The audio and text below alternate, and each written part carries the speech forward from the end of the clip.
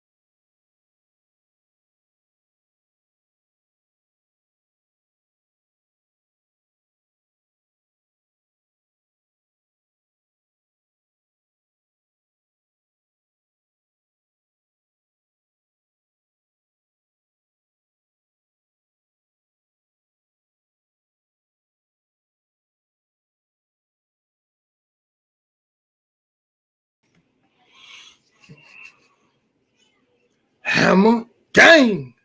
Cause we always hit the nail on the head. What's going on, my Miami Hurricane fans? What's going on, my college football fans in general? Early signing day. Y'all saw how it went down. All the kids that committed to Miami put that name on that dotted line.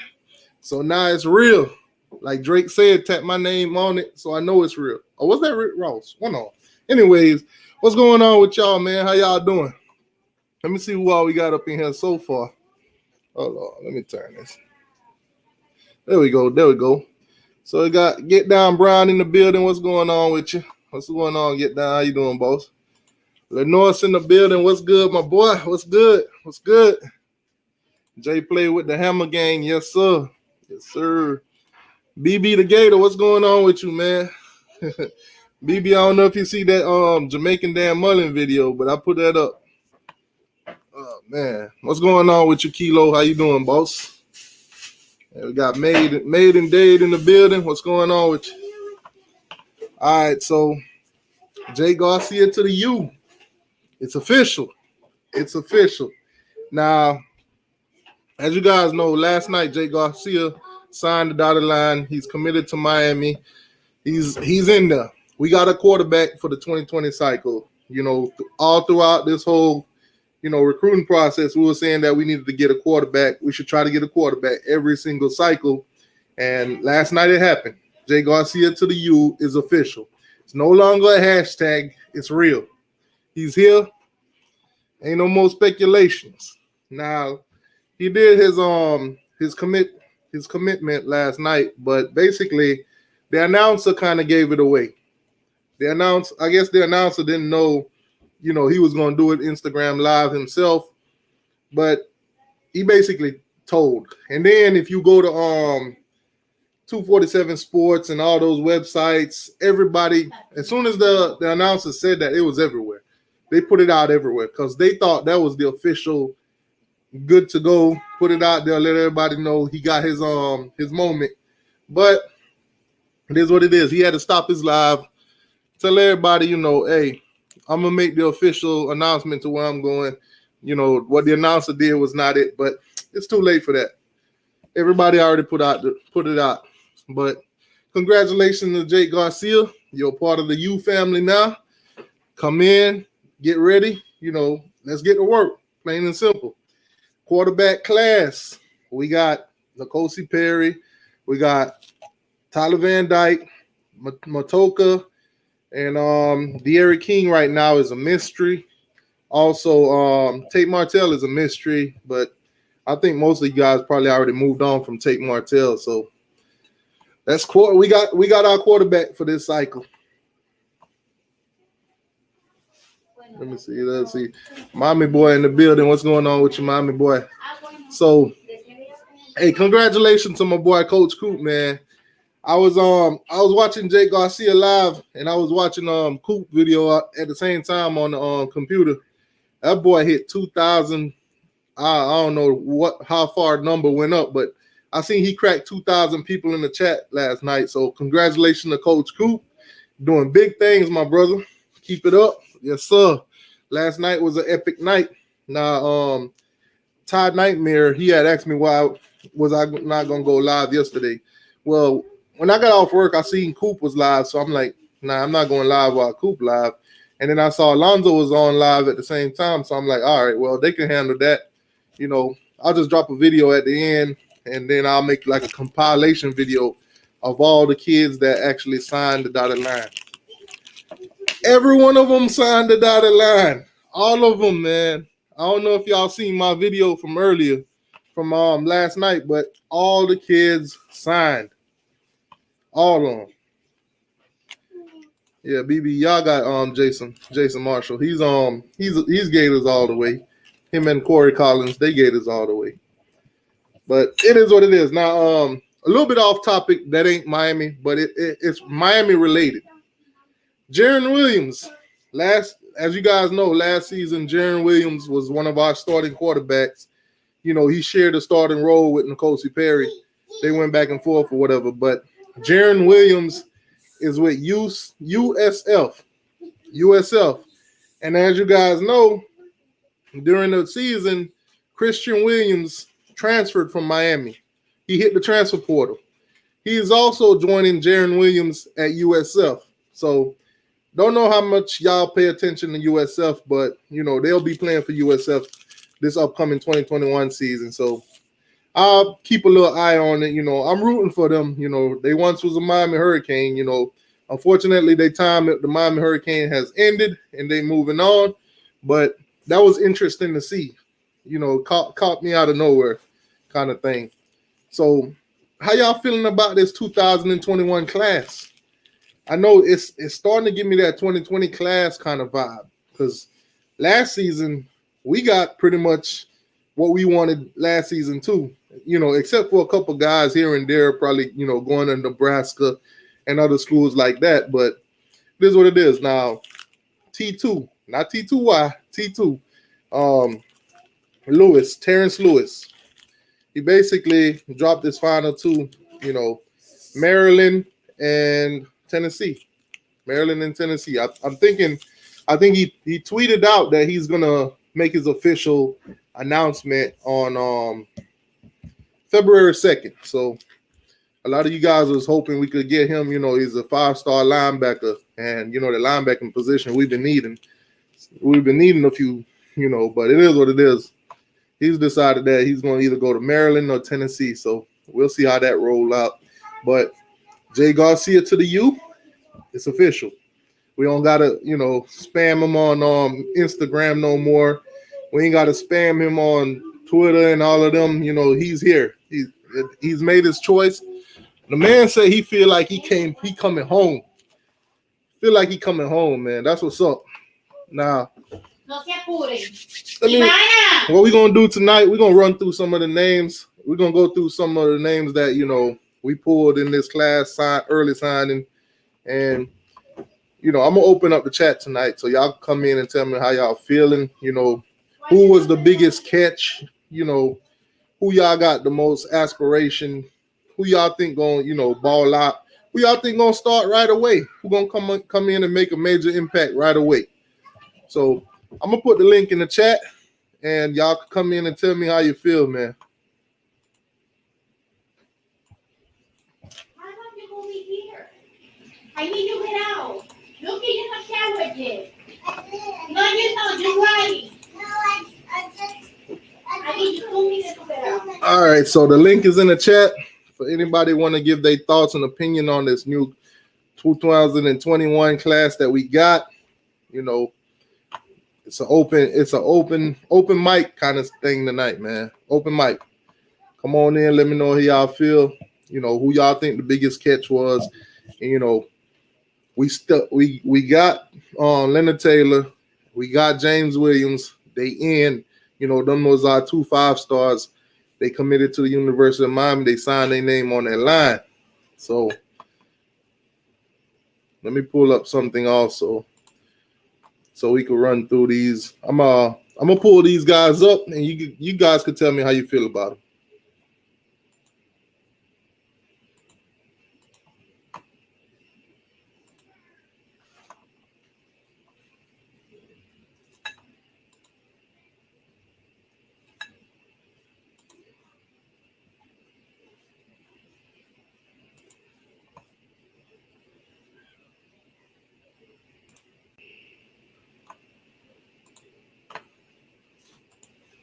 I don't know. Oh, there we go.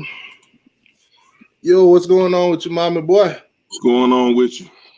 What you thinking, man? How you feeling about that class? Man, I feel good, man.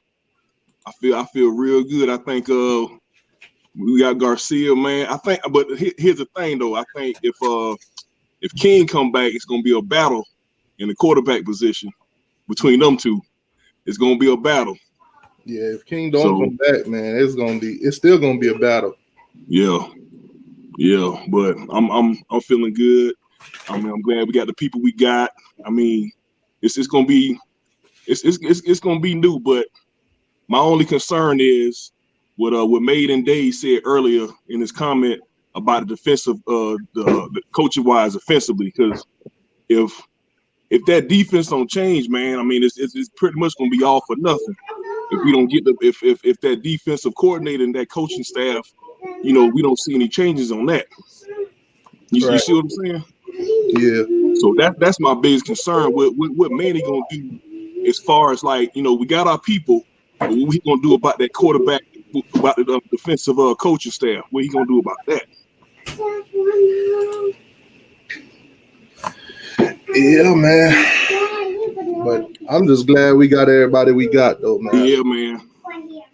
So first up, we got George, man, wide receiver Plantation. How you feeling about him? Have you seen any of his films or anything? Yeah, I seen a little bit of it. I think he'll do. I think we'll see a big change once he step on the field. Starting wise, I mean, you never know. It's just it all depends when spring practice come and how they do really. If he can step up and do his thing like he did in high school, I mean, we can see him on the field early. It just depends on how bad they want it. Okay. Are you getting that too? But I think he'll make I think he'll bring he'll be a big major improvement in the wide receiver position. Yeah, somebody Hector said we need 5-star linebackers. Yeah, so definitely. Yeah, we need some dogs. We need some dogs. Not necessarily 5 stars, but some dogs. Some guys that's coming in ready to just get straight to it. Yeah. We definitely need a big improvement in the linebacker position. I mean, we getting killed up the middle. We getting killed in tackling. It's just that's got to change big. And plus, we got Bama, our first game of the season. We definitely got to make some changes in that position. Where's mine? Wait, what? What's going on? Who live right now? It don't matter. It don't matter. Let them be Lenoir. We ain't worrying about them. We gonna talk this football tonight, regardless. Nick, what's going on with you, Nick? John, what's going on with you? CJ, what's going on, man? Is my phone making noise? Nah. No. Okay. I would like to say, what's up, Canes family? What's CJ, up, Miami boy? up, bro? What up, Miami boy? I see you got a shirt on this time. Hey, let me tell y'all something, man. I'm gonna tell y'all like this. I just came in for a quick second, man. Hey, look, great recruiting, great recruit for the offense. What the hell we gonna do about the defense? Exactly. Manny needs to go ahead and let Blake Baker go, and Manny Diaz needs to go ahead and take over the show on defense, and let Red Lash do his thing on offense, and we'll have a different team. Other than that, I ain't got too much to say, man. Other than that, man, let JAKE GARCIA go ahead and start. Perry gonna go transfer. Shit, you know what I'm saying? As far as that, we just gonna keep it like that. Mama, holla at y'all, man. All right, CJ. All right, boss, take it easy, man. All right, so we got Malik Curtis. cornerback. Now you know we've been needing some DBs, so Yeah. kind of on the small side, but you know, speed, you name it, man. This dude is a beast too. And like I said, I was hoping we could get another cornerback too, but we'll take him, man. Dude's a dog. He ready to go. You know, it's funny to me what Manny said, man. Most of these guys has been committed to the U since they was in like 8th and 9th grade. Yeah. These are the kids that actually wants to be here. That's what more can you ask for? And they dogs too. You got kids that are dedicated to Miami, grew up as Miami fans, and they dogs. Yeah. Can't ask for nothing more than that. I mean, you could give us all the 5 stars you want from out of town that don't know nothing about Miami football, or you could give us the ones that's been fans all their life and want to see this U back on top. Exactly. I'll take them all day. And they in our backyards. Alabama, Clemson, all you guys that come out, we're gonna shut this thing down. We got this. We gotta hold it down. We're gonna see a major improvement next season. I got a good feeling we're gonna see a major improvement. It's gonna be different. It's gonna be different. Yeah, they say they got to get coached up. Oh, totally on that. My name is Malik Curtis. I'm from Harlem Heights, aka 4 Miles. Wait, can y'all hear that? Yeah. Okay, just want to make sure. I play cornerback. I don't know if I turned the sound on or not.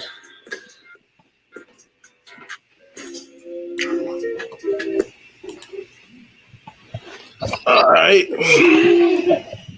Michael McLaughlin. We got another offensive lineman. You know, throughout the years, the line's been struggling a little bit. Got a little this season, way more improved than last season. Let's just say that. Yeah, that's true. Different play scheme, so quarterback ain't getting 8 like they did last season. So I want to see what this guy's gonna come in and do, because we getting pretty good guys, man. I ain't gonna lie, we getting some dogs. We getting some guys that really want to come play this Miami Hurricane football. And it's crazy because Miami wasn't the only one recruiting these kids. These kids were recruiting each other. They was keeping up with each other. They was going after other kids for the University of Miami. Yeah. Man, that's lovely, man. That just show you the kind of chemistry that this team gonna have coming in. They want to win. They grew up seeing Miami Hurricane football at a level where none of us fans really like it, on that mediocre level. Yeah. But they ready to come in and change. I mean, we lost to North Carolina, and Manny was like, you got to turn your volume down. And Manny was like, you know what? When they asked him what this going to do for recruiting, he said, it should help. It should make the kids that in this class want to come in and start to make a change. Yeah. And I ain't gonna lie, when I heard that, I was like, this Manny's a damn fool. This finna hurt us. To my surprise, signing day came. Every single kid that we had on that list put their name to that paper. None of them wavered. None of them let that little loss get to them. So I think it was pretty much that showed you that commitment. I think when we lost to Carolina like we did, I think the kids were more like, okay, they getting whooped, but if what can I do when I put on the U, what can I do to not let that happen again when we play North Carolina or a team, that's dominating like that on us. What can we do to not make that happen? I think that was going through the kids' heads, as they was watching the game. And I was like, you know what? Okay, I can do this. I can make that change.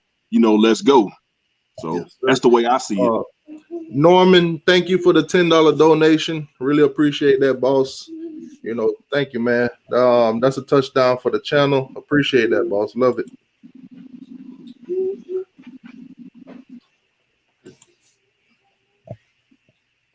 We could have used some of these touchdowns against North Carolina. Ain't gonna lie though. You ain't lying. But hey, moving forward, bowl game, man. Right now, Who you think? Who you think we gonna get? T2I. Who you think we gonna play? I've been hearing Texas and I've been hearing Oklahoma State. Those are two names that have been throwing up. And I've been hearing the Cheez-It Bowl. Cheez-It Bowl right there in Orlando. You know, the Camping World Russell Athletic Bowl, formerly known, you know, it's Cheez-It Bowl this year though. Isn't that when we played West Virginia that year? Yeah, wasn't that same place, the Russell Athletic Bowl. Yeah. Yeah, so they just changed the name, basically different sponsor. Now it's Cheez-It because Cheez-It sponsoring it. Oh, okay.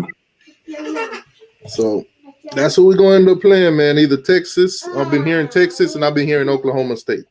Oh, okay.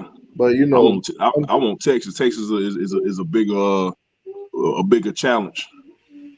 Yeah, I mean either one, but Texas would be a good matchup to play somebody like Texas. Yeah. Unfortunately, it ain't like, you know, the Texas of the past. Right.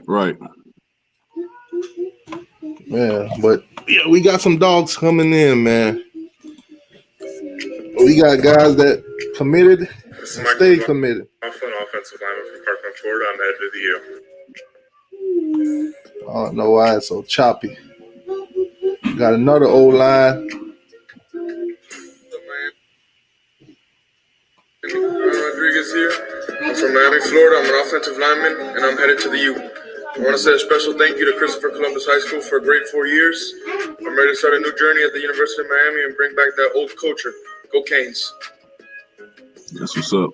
That man said he want to bring back that old coach. Yeah. That Ed Reed coach. Man, guy said he want to bring back them days, man. Yeah. Hey, man, let's bring a nigga back. When you put on that you on your helmet and you go out there, and teams like, you know what? We ain't going to win this game, but we're going to try to play our hardest. Yeah. This is our Super Bowl if we win. Man, I'm telling you, man, I'm excited for this class, man. Yeah, yep. They go Big Rico bringing in the negativity, man. Say the same thing every year. And I don't know. I feel like this class and last class, it got a different feeling to it. It felt like last season, the class from last is the first step. This is the second step. I feel like those two class is gonna start to take over. Yeah. It's gonna be the new Miami that Manny was talking about maybe 2 years ago.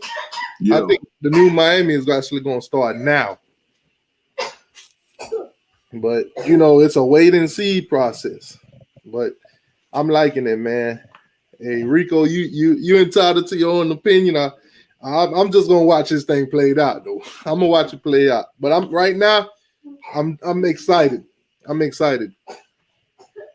You got to be excited, man. You think about it. We just took a major L. Yep. We just took a major dub right now. Yeah, I feel so much better now. We got the kids that we got, you know, after this loss to Carolina, man. Because I was like, dang, like what else bad that could happen? And when signing day came, I was like, oh man, I was feeling good. I was feeling good. Man, and this is a bad analogy, man. But you know, North Carolina tore us up with them two running backs, but we got a beast coming in at running back too. This boy, yeah, man. But if you, I don't know, man. I watched that game again. I compared that Carolina game to the Duke game, and it's like our linebackers every time they made a play, Carolina, they would a whole defensive defense would shift to one side of the field, and the running back would run on the other side. And then by the time he get past the linebackers, you know, it was he would run for like 30 or 40 yards. But if you notice, they were always getting shift to one side of the field. No one was staying home, and it was like they weren't doing that in Duke. Everybody stayed in their position, and they was tackling. They was wrapping up. But in this game, for some reason, it just seemed like they just wanted to throw their body at everybody. Yeah, it felt like they just want to throw their body at everybody. And when the hole opened up for them, it was like once he got to the secondary, it was over. Yeah. Man, look at this Florida State hater. JAKE GARCIA finna get sacked 5 times a game. All right, we'll see. When He just mad because he didn't want to go to Florida State. That's all. They hate him because he chose. He didn't want to go to FSU. When Milton break his other leg, we'll hear about it. Norman with a $10 donation. Thank you, boss. Appreciate that. He said, "Do you guys think Malik Curtis should stay at wide receiver? He has elite speed." I don't know. We do need corners more than we need receivers. Yeah, we do. And we did get a couple receivers in this class too, especially Brashard Smith. Dude is a straight beast, bro. Fast. You ever seen The Longest Yard? Yeah.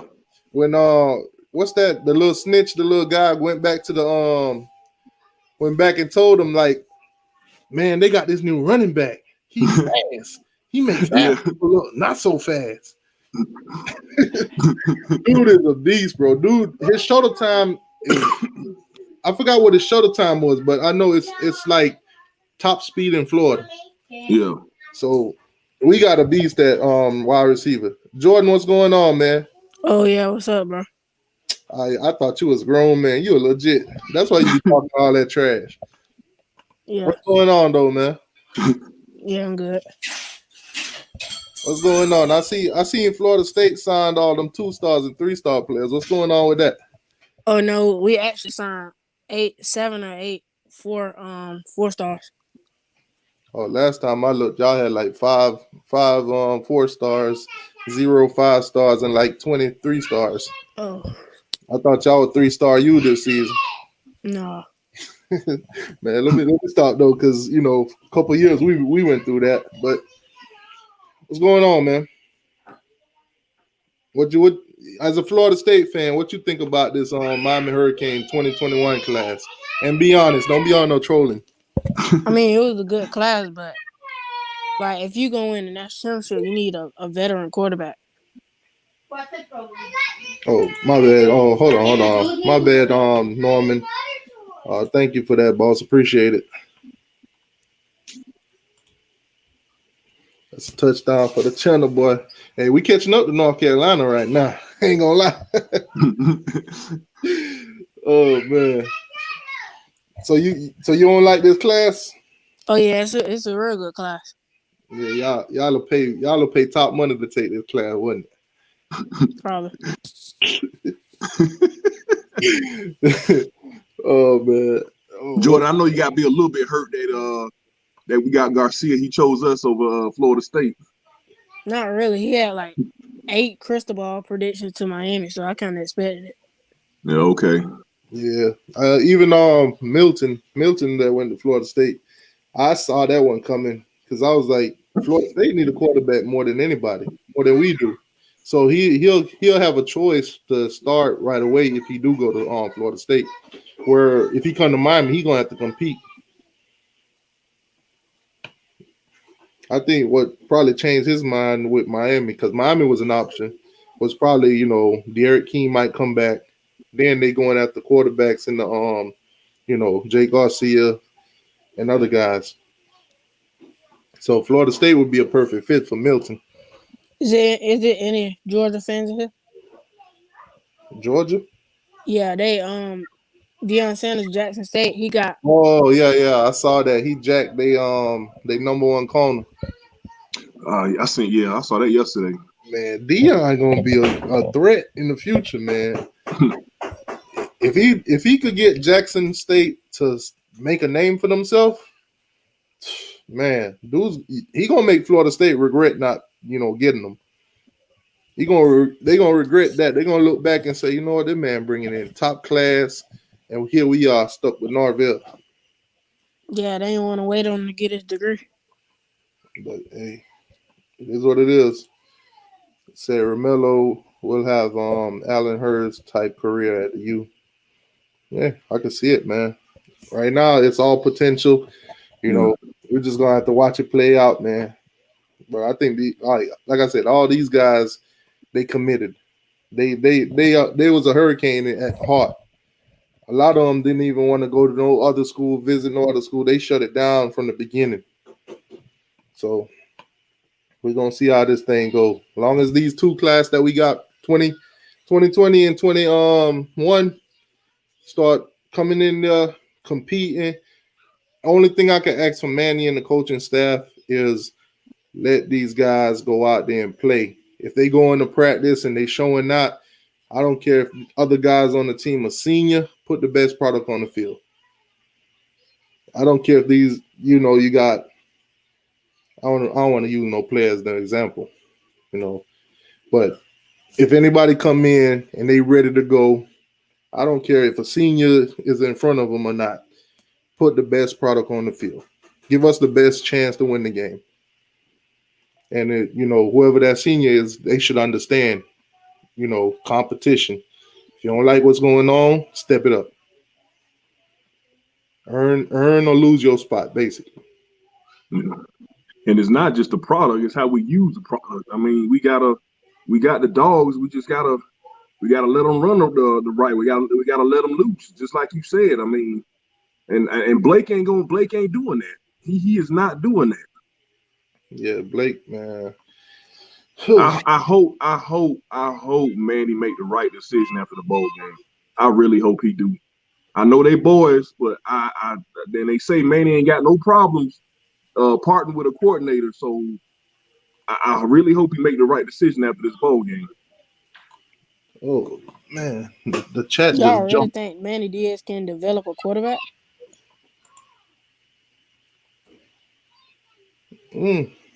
Well, Manny's not Manny's not developing no quarterbacks. Manny's a defensive guy. He got that's why he got Reed Lashley and all those guys to do that. Manny, if you put a quarterback in Manny's hand to develop, we in trouble. we in trouble, bro. I'm telling you, we in trouble. But as long as Manny put the offense in Reed Lashley's hands and his staff and let them do their thing, we'll see how it play out. This season, I'm gonna lie, it's been ups and downs with the offense. Some games we look like we clicking, and some games we look like we went back to last season. Yep.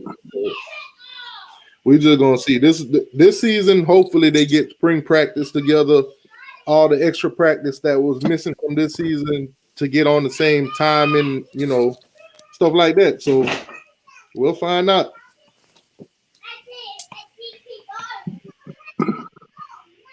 Hold on. I really think the Alabama game is gonna definitely determine the outcome of the rest of our season.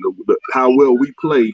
Even if we lose to Alabama, we make it a close game, then I can see Miami going definitely in the right direction the rest of that season. I can definitely see we balling out. If we make even if we lose, but make it a close game against Alabama.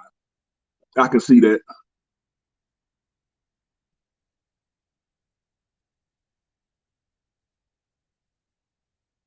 As finest that is.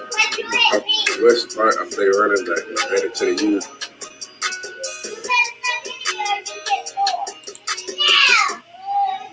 All right, so we do got a linebacker coming in. So, man, now my question is though, are they going to develop these guys? That's the only thing I'm gonna ask. Exactly. Are they going to develop them? Because we do got some good linebackers. When you watch they hurdle highlights and keep that in mind too. They highlights. So that's all they showing is all the good stuff. Some of these guys, but you got to think about it with high school football. It's hard to get the whole games. It's hard because most of the time they're not televised. Most of the time, if you're gonna get the whole game, it's got to be somebody like Footballville. Give me 1 second.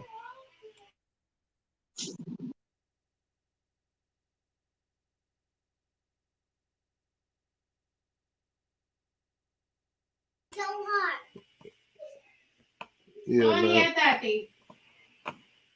Yeah, bro. Every time I go live, my kids want to act up. They said that Florida State might get Malik McClain tomorrow. They might get who? Malik McClain from IMG. That'll be a solid pickup for y'all. Yeah. Let me try to catch up, man, because I'm way behind in the chat. What you think about the linebacker though? I mean, he looks solid, but it's like you said, T2I. I mean, it all depends on practice and what he's gonna do on the actual field. Yeah. It all comes down to that, man. Yeah, that's all it comes down to. Like, I mean, we just seeing highlights. I mean, it just when game time, that's when we see, okay, he's gonna be our future, but we won't know until game time. Yeah, man. Y'all make sure y'all hit that like button for me, man. Thank you. Appreciate that. 904 Canes. Yeah, man. Y'all make sure y'all hit.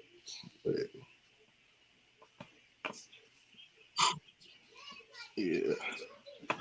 All right. Yeah, man. Like I said, the chat is jumping. I'm trying to catch up. You said Jake Garcia fit right in with them boys. He cocky. Yeah, Jake Garcia, man. He, like watching them, like really talk and all that stuff. He got that Miami swag to him. Yeah. I feel like he definitely fit in with them boys. You know, I ain't gonna lie, man. Throughout this whole recruiting process for Jake Garcia, man, it was a headache. At times, I thought this guy weren't coming nowhere near Miami, because for the longest he was committed to USC. Yeah. So for a while, I was like, man, it's a done deal. He ain't decommitting. He gonna be at USC. But then when I saw USC start making moves, because they picked up 2 other quarterbacks in that same class, I was like, okay, Miami chances just went up. When he moved to Georgia, I'm like, okay, chances even higher. Now he here. So I mean, throughout the whole process, it's been a hell of a show. Yeah. It's like you said, man. We good on the quarterback depth. We good with that. We just need more CBs and linebackers, pretty much. My Uncle Lou in here talking about Jake Garcia hot doo-doo. I mean, Georgia wanted him real bad, so he couldn't be much of a hot doo-doo. Georgia don't need to worry about Jake Garcia, though. They need to be worrying about Deion Sanders. Louisiana Midwest says Kosi need to transfer. Kosi possibility of transferring is pretty high. We don't know right now if King's coming back. Plus, we just picked up Garcia. It's gonna be a quarterback battle. It's gonna be a quarterback battle, and it's gonna be a showdown, bro. Yeah, and we still got Tyler Van Dyke and Matoka. We don't count them out as well. They might show out next season. I mean, it's gonna be a battle. It's gonna be tough. I tell you that. Exactly. Is King coming back? That's a question you gotta ask King, man. I can't answer that for you. King's putting out his press conference, and he said it's a possibility. That's all he gave us. This year, it's hard to even get in contact with any of these kids. Now, this is a little bit, well, name and likeliness this season, starting this summer. Name and likeliness. I've been seeing people on Twitter, they starting to try to pull up their business, try to get this thing, get a head start on it. Basically trying to put themselves in kind of like an agent position to, build some of these kids' status, build some of their social media presence and stuff like that, build them up on Instagram and other platforms so they could get deals. So that's something to keep in mind too. Hopefully, that don't become a distraction. Yeah. Because I know a lot of them kids going to start making some real money off their name. You're going to start seeing little commercials here and there, star quarterback in a car commercial, stuff like that. So let's just hope it don't, distract the kids and, get their mind off football too much. Yeah, that's true. Florida Kane say Deion didn't want to coach at FSU. He should have. He should have. They probably would have had a better season than they had this season, man. True. I still remember doing the shows with Turn Tally where we did the season prediction. They was naming all kind of W's on their schedule. Oh, that's a win. What about Miami versus Florida State? Oh, that's a win for us. We're gonna blow y'all out. Well, we see how that turned out. But man, it's been a long season. Uncle Lou just mad you gay ain't get Garcia. Yeah, they were going after him pretty hard too. You gay. Oh man. Slim Shady Kane, what's going on with you, boss? All right, so hold on, let me move it up a little bit, you know. What up, gang? My name is Sean Troutman. I'm from Miami, Florida. I play for Edgewater High School, and I'm headed to the U, man. Let's go, Kane. Them boys ready, man. Yeah. Them boys is ready. Chase Smith, striker. That striker position, man. I don't know how to feel about it. How you feel about it? I mean, like I said, you come game time, we'll see. But I mean, it's a striker position. I mean, ain't really much to say. They say Jake Garcia remind me of Brad Kaya, no cap. Does when you think of Jake Garcia, you seen his tapes and stuff, right? Yeah. Do you get that Brad Kaya feel? I think his ceiling looked like he got a higher ceiling than Brad Kaya. Yeah, Brad Kaya, he ain't really opened up to the last season. He wasn't really all that good with Al Golden. When Mark Richt came, I mean, he that's when he really started to open up in that 2016 season, and he really shined against West Virginia. That's when I'm not even gonna lie to you, T2. That's when he really impressed me in that West Virginia bowl game. But and I was hoping he'd come back for the 2017, and I think if he was there for the 2017 season, things it would have been a really a better turnout. It wouldn't have ended the way everyone didn't think it was going to end. But comparing him to Garcia, I mean, I don't see it. I think Garcia is going to be a much better quarterback from jump once he takes to the field. Yeah, the sky's the limit. I think Garcia has more arm strength, and I think he's more accurate too. And he got a good pocket presence, but he can also roll out.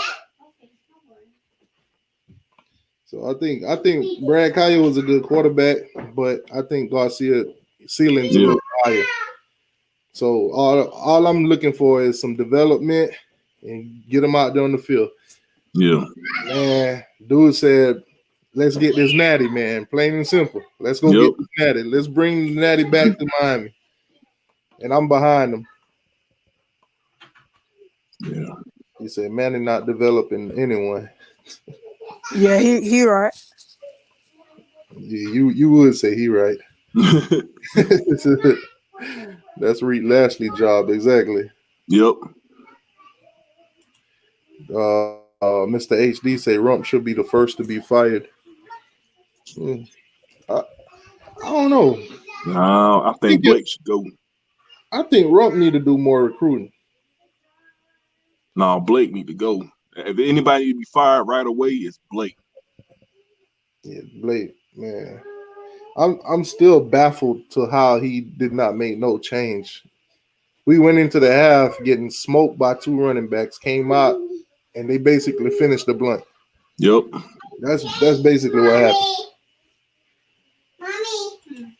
And if it wasn't, and see, if you think about it, say Blake need to go this year. Lucky. We kind of got lucky in that Carolina game, because if we didn't have the talent that we have, if we didn't have the speed that we have on our team, they would probably put 100 damn points on us. Because because think about it, when we had them stopped, they made like 3 field goals and they missed one. Just think if those were touchdowns, man. I mean, they could have put damn near 90 or 100 on us if we didn't stop them the way we did. He said Trubman is a good player, but coaching and scheme will determine his outcome. I think that's going to be the whole class, not just 2021, 2022. So both of them classes combined together right now. Yeah. Sky's the limit. And then if they go out, great season, bring in another class, we might be competing playoff. I'm talking playoffs. But we'll see how that goes. It's all about development now. We get the players, we getting the pieces, we putting the puzzle together. But the biggest piece is on the edge of all this puzzle, the completed, is them coaches. Yes. Canes for Life, what's going on with you? Chris, you could join in a minute, but me and mommy boy having this conversation right now, man. Yeah, this I think next season's gonna be real good. I mean, we didn't do that bad this season. I mean, we 8-2. I mean, granted, we could have been 9-1, but we didn't. I mean, I don't know. I just can't. I can't explain what happened. I don't know why we just didn't show up or they didn't make any adjustments. I put that on Blake. He could have easily made that adjustment because Carolina was running the same plays all night. I'm saying how he barely put the ball, and he was giving them. He was handing the running backs the ball like it was a dollar bill. Like, here you go, take your time. They ain't gonna get you. It's like they were running the same exact plays. I'm like, how y'all can't adjust to that? Like, what's going on?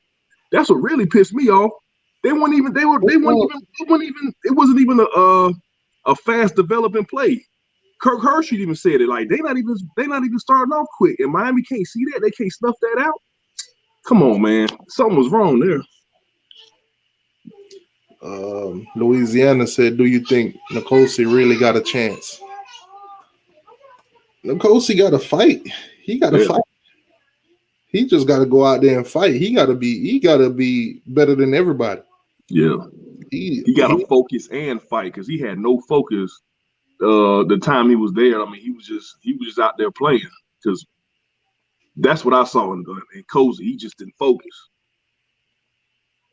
He had something on his mind. I don't know what was up for him, but he had the ability to make changes, but he just didn't. I don't think his mind was in the game, to be honest with you. You say Banda being a target for Utah State rumors. I mean, if Banda go right now, would you miss Banda? No, not really. I mean, he's doing pretty good in recruiting, but yeah, I think anybody with a good Miami connection could do what Banda's doing. He'll be a good fit for what you think about him as defensive coordinator, T2Y? I don't know. We need somebody different that ain't been under Manny for so long. Because if you think about it, the scheme that Manny run, Banda just gonna do the same thing Blake doing. True. Run the same thing that Manny run. And Manny just gonna put the blame on them. But if you look at it, those are Manny plays they running. Yeah. They just running them at the wrong time. And they running them against the wrong teams. Yeah. Because I mean, look at Georgia Tech, for instance. Georgia Tech been run that 3-4 running back scheme for what? Over almost damn near 100 years now. Yeah. And we found ways to stop them. You mean to tell me we can't stop these two running backs? We ain't got no plays in our arsenal to stop running plays by these two running backs. When we've been stopping Georgia Tech from running, and they used to do was run. That's what killed me in that game. Like, I mean, they was missing a lot of tackles too, though.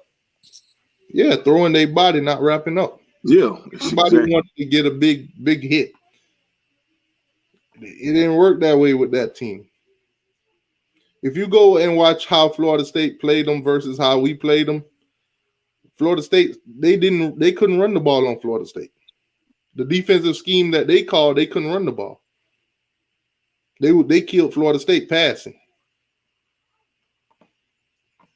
And that's it's just crazy to me how at this moment we are like a 10 times better team than Florida State, but we didn't play like that against North Carolina.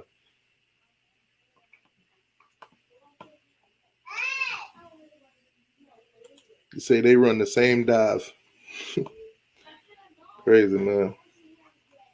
Dang, the chat just jumped again.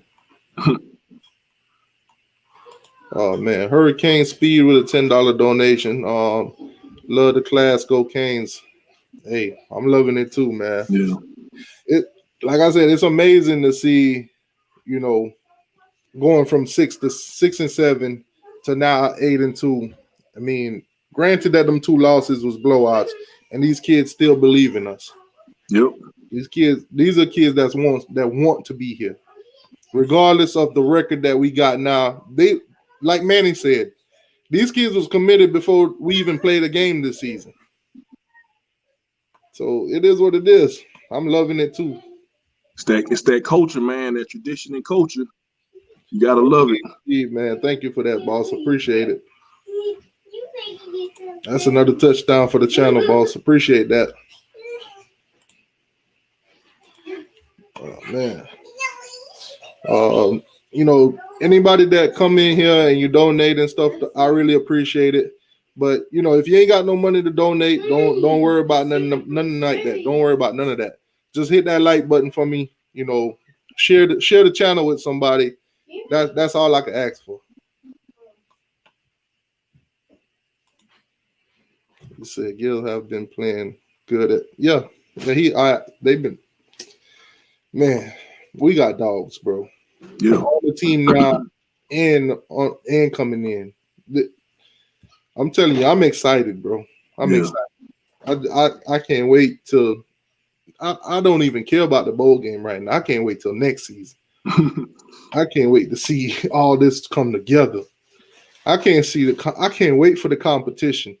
Yeah. All those seniors that's gonna come back, all those guys that's already on the team, there's gonna be competitions in some positions.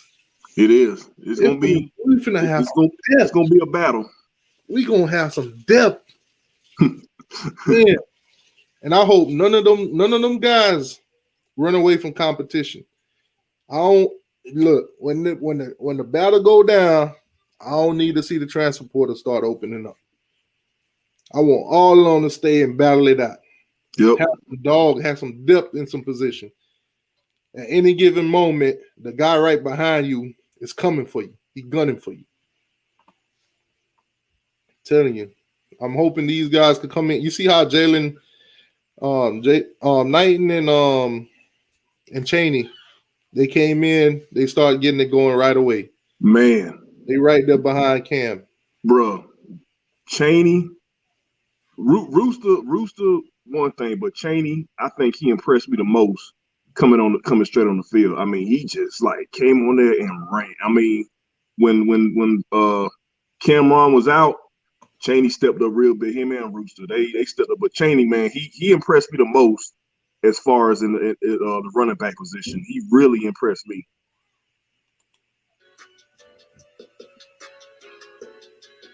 I'm Chase Smith from Palm Bay, Florida. I play striker, and I'm headed to the University of Miami. Okay.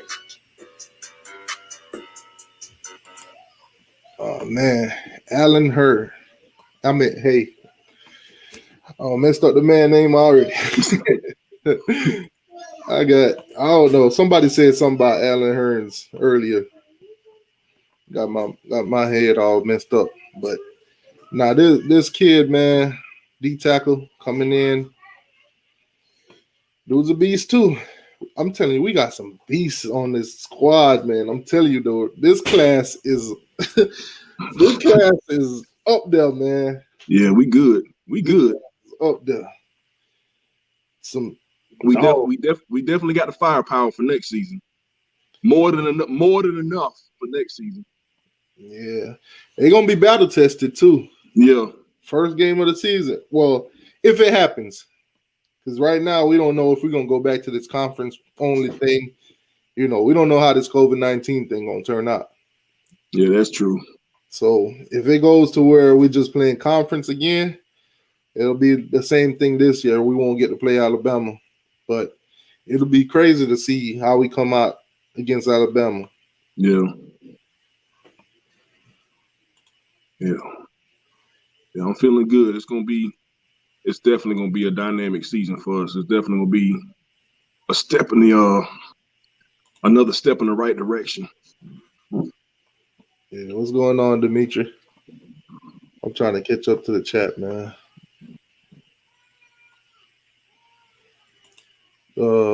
Vincent says striker is a made-up position.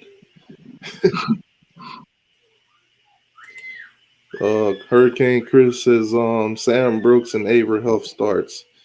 Well, Avery Huff could have had some time this season. He just needed to learn the playbook, plain and simple.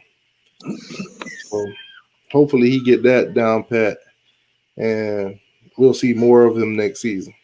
But he just needed some development this season.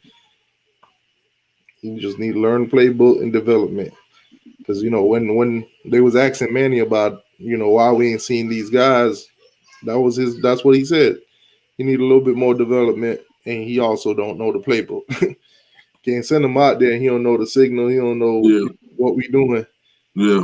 We're going to have running backs running for 3,000 yards a game.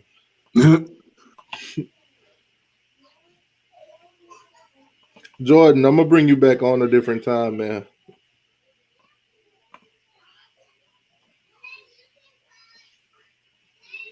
All right, let me see. He said 4-2 defense, not better than 4-3. What's your thoughts on the 4-2 versus 4-3?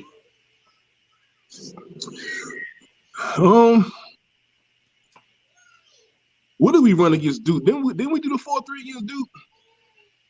I think we did.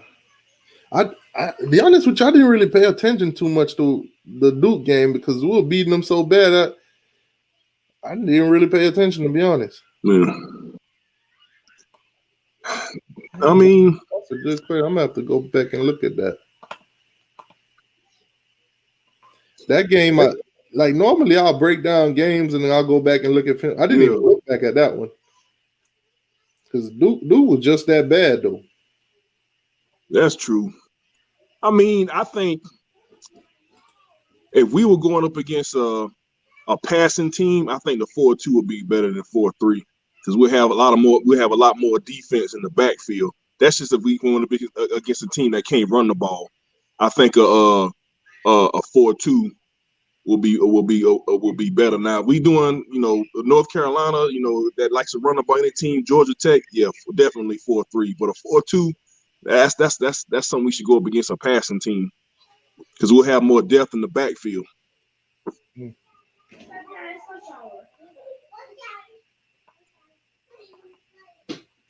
Okay, so they got Bradley Jennings and Zach gotta go. I don't know. They need some development. Ain't this Zach McLeod last year anyway? Ain't he like a fifth year? Yeah, but he could still come back. I mean, it'll be better for his NFL stocks if he do come back because he ain't had no good season this season. So I got you.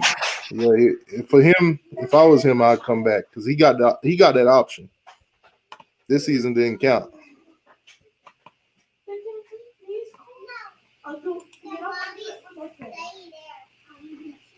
Let me move this along. What's good, y'all? It's your boy Alan D-Tuck out of Notre Dame, Florida, and I'm headed to the U.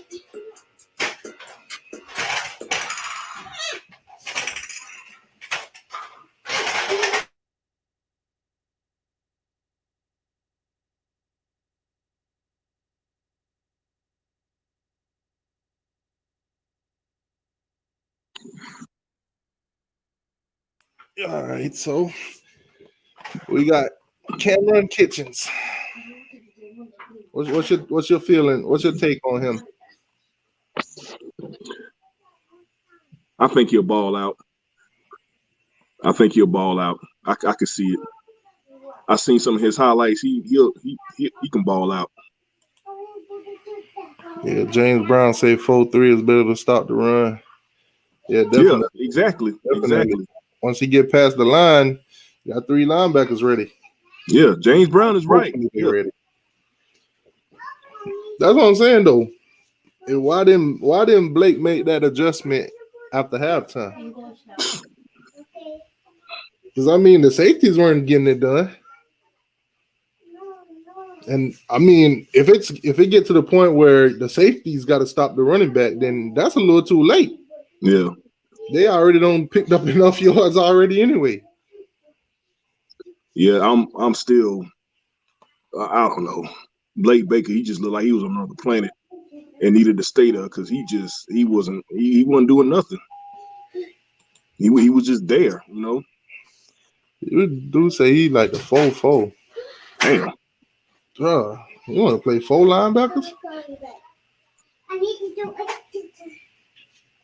I mean, you'll get killed in the pass game like that. Yeah, exactly. Unless you got some 4-4 speed type linebackers that could, you know, chase down some of the wide receivers and put them running routes.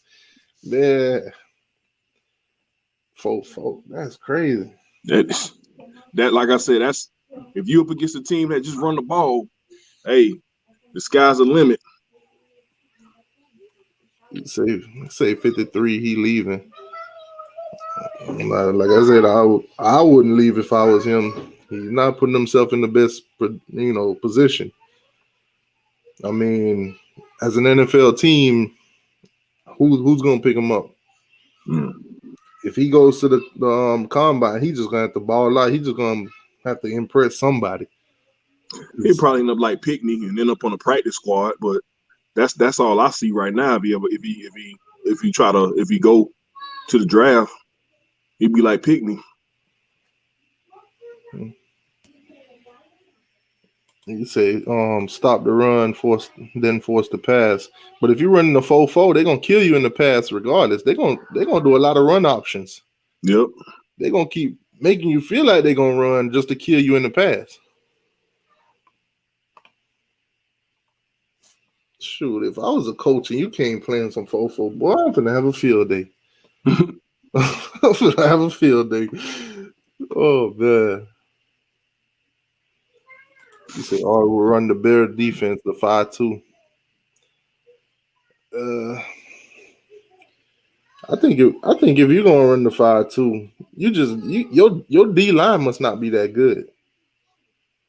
If you can't run full D line and get pressure on the quarterback or get in the backfield, your D line got to be suspect. Yeah. I mean, I ain't for the 5-2. That's a lot. Yeah, that's a lot. That's a lot to have up front. I'd rather have a 4-2 or 4-3. I ain't going for no 5-2. Get you some dogs on the D line. You don't trust me. You don't need no 5 down. Shoot, look at Clemson. Clemson run a 3 down lineman. Man, and them boys get pressure. Yep. They be running through offensive line. That's what you call development right there. I don't know what our coaches be doing on defense in them linebacker position too. We used to run the 3-4 in the back in the day, like the 2001 Miami team, they ran the 3-4. Yeah, we used to run that type of defense, and we were good. We were dominating. We had dogs. We had well coached dogs too. Yeah, we used to run the 3-4, and nobody could stop. On the field. We had dogs on the sideline. Yep, tell them dogs what to do. Shoot, man. Yeah. Can you imagine that though? Running a 3 down lineman right now. Yep. Getting us to the point where we could do that. The last coach to run a 3-4 was Larry Croak. After that, then Randy Shannon. I think Randy Shannon did it as well. And then when Al Golden came, he started running the 4-3. But when Coker, that was one thing I liked about Larry Coker, man. His defense, they ran that 3-4 like it was nothing. Nobody couldn't penetrate it. Nobody couldn't get past him. Miami, Florida. Free safety. Walking on front of the scene where you can put on for your games. Yeah, like I said, we getting them wide receivers in here too. We getting them in. I think if Mike Harley do come back, or all them other guys on the wide receivers we got on hand right now, Yeah. we're gonna have some depth, man, and it's gonna be a lot of competition. Question is though, when it comes down to it, can they fight for the ball? Yeah, that I ain't gonna lie, that kind of pissed me off with D Wiggins. Yeah, that pissed me off with D Wiggins, because D Wiggins, he caught the ball, and Buddy just took it from him, straight from him, straight jacked him. I mean, R.I.P. to Debo, but that's straight up what it was. That dude said, "Give me that. Thank you. I know it ain't Christmas yet, but thank you. You well wrapped this for me." Yep. Yeah. And that's what they've been talking about with the wide receivers all year. They don't fight for the ball. There's been a lot of talk. That's gonna be another factor right there. Is who gonna fight for the ball? Who gonna man up? Who gonna take it? Who want it? It's gonna be a fight. I'm waiting to see. Brenton, 4-star from Miami Northwestern. I'm from Opelika, Florida. First, I would like to give God all the glory.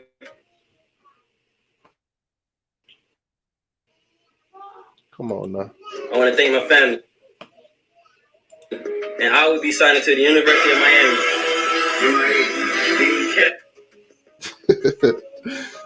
Oh man. Tight end you. You could be the next Brevin Jordan. You got two tight ends coming in, man. Two on them. Ready to go. Yep. Straight out of Opelika. Not the tight end, but Romelo. Straight out of Opelika. That man said we're gonna be deep. Jeremiah Payton, Michael Redden, Keyshawn Smith with these freshmen coming in. Woo. Bro, I can't wait to see. I hope they open up back them practices. I can't wait to see, man. I can't wait to see. I hope the spring game, everything go down. Man, I'm with you, T2. I ain't even thinking about the bowl game. I want the season start. Bro, I'm telling you, after we lost that North Carolina game, the bowl game went out the window for me.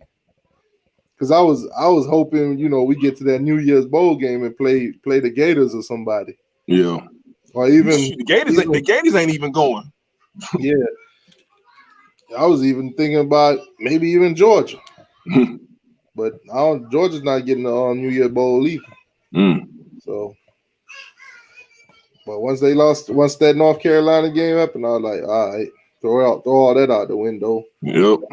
Let's see what we get in this class. And it ain't even over yet. We got two tight ends coming in, boy. Ready to see them boys up. Hey, it's fans, your boy Khalil Brantley from Opelika, Florida. I play tight end. I'd like to give a big shout out to my family, my coaches, and my teammates. And with that being said, I'm headed to the U. Okay. Yes, sir. Yes, sir. Yes, sir. Man. That boy says, yeah, we good. All them boys from the crib, the lock. The locks. Yeah, you said it, Maiden Day. The locks. It's gonna be on and popping. Ain't gonna be no locks on them boys when they get on that field though. Man, I'm telling you, I want to see. I think Brevin Jordan. I think he probably go this season. You think what? I think he might go. What? Pro? Yeah. I think he might go. What you thinking? I think he will. I think I can see it. I can see him going because he did ball out, but I think My thoughts on that is how he does in the bowl game. I think the bowl game will determine his thinking of whether or not if he's in the go pro or stay. I think the bowl game, because that changes a lot. Whoever we play, we blow him out, and then he like, you know what? I think next season, I think we can go for the natty. You just like you said, T2I. Every week, the players, they play different, they think different. So, but if he go. I wish him the best. But I think the bowl game will determine whether he leave or not. If he hadn't already decided. Hurricane says Avante and James, and we got Bubba coming to play. Yeah, like I said, we that's what we're gonna have. We're gonna have. Yeah. Long as none of these dudes hit the transfer portal, man, we gonna have depth. Yeah. And can't forget. Trevor says, I hope we get. I ain't even gonna try to pronounce that dude's name. But I know who he talking about. He talking about the transfer dude in the transfer portal right now from USC, the linebacker. Oh yeah. Yeah, but I hope we get him coming in too. So we still got some room to sign a couple people. So I hope we get him because linebackers and corners. Yeah. That's my most concerned position. Be honest. As long as we rotate everybody out, give everybody else a chance to play, we should be good. I don't think we're gonna see anybody transfer now. The only transfer I see is Perry leaving. That's it. That's the only one. That's my only transfer prediction. Yeah, not that nobody cared, but Tate Martell. Oh man, I thought he was gone, man. I keep forgetting about that dude. I thought that dude left last year, man. I swear. Yeah, he upped out this season, but I ain't hear nothing about the transfer portal or nothing yet. I could have sworn he was gone. What's up, y'all? My name's Elijah Arroyo, tight end from Frisco, Texas, and I'm coming back home to Miami. He like my brother. He coming back home. Yep. He look like a couple of my family members. he like my brother Jordan.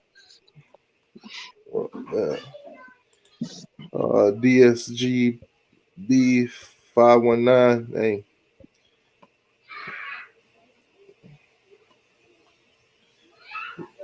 Top 2B. Reverend Jordan number 4.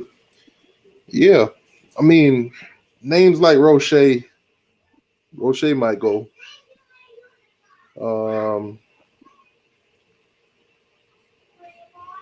Reverend Jordan, I think, might go too. Yeah. Phillips, I know definitely gonna go. He had a tremendous season. Jalen Phillips.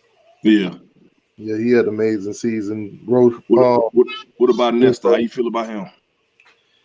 Nesta, I think Nesta could get drafted, but I think he should come back too. Yeah. Nesta had a good year to where he could get drafted, but depending on what round, that's the question. Yeah. I think if Nesta come back and ball out the way he did this season, look a little bit better next season, his stocks will be higher, and he'll, the chance of a better paycheck too. Yeah.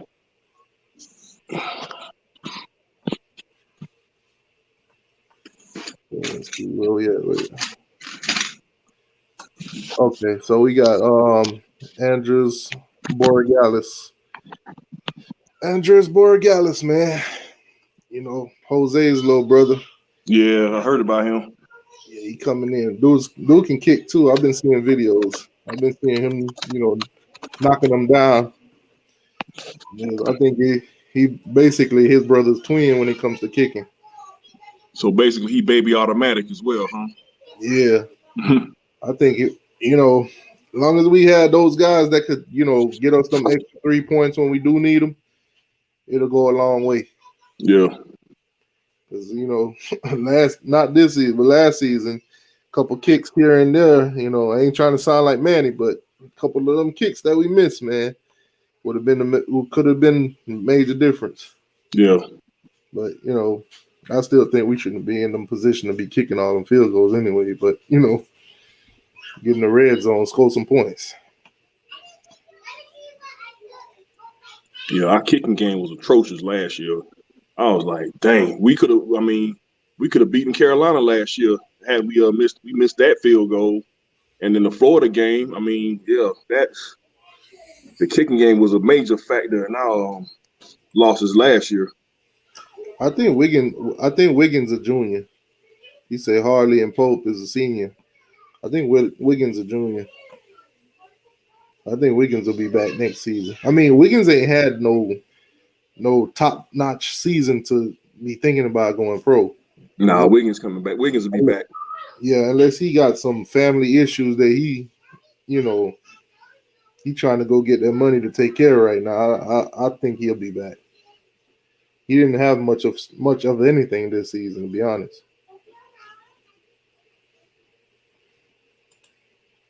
He said Amari Carter got trucked not once but twice in that game. Damn, he was one. He was the one receiving the hard hits.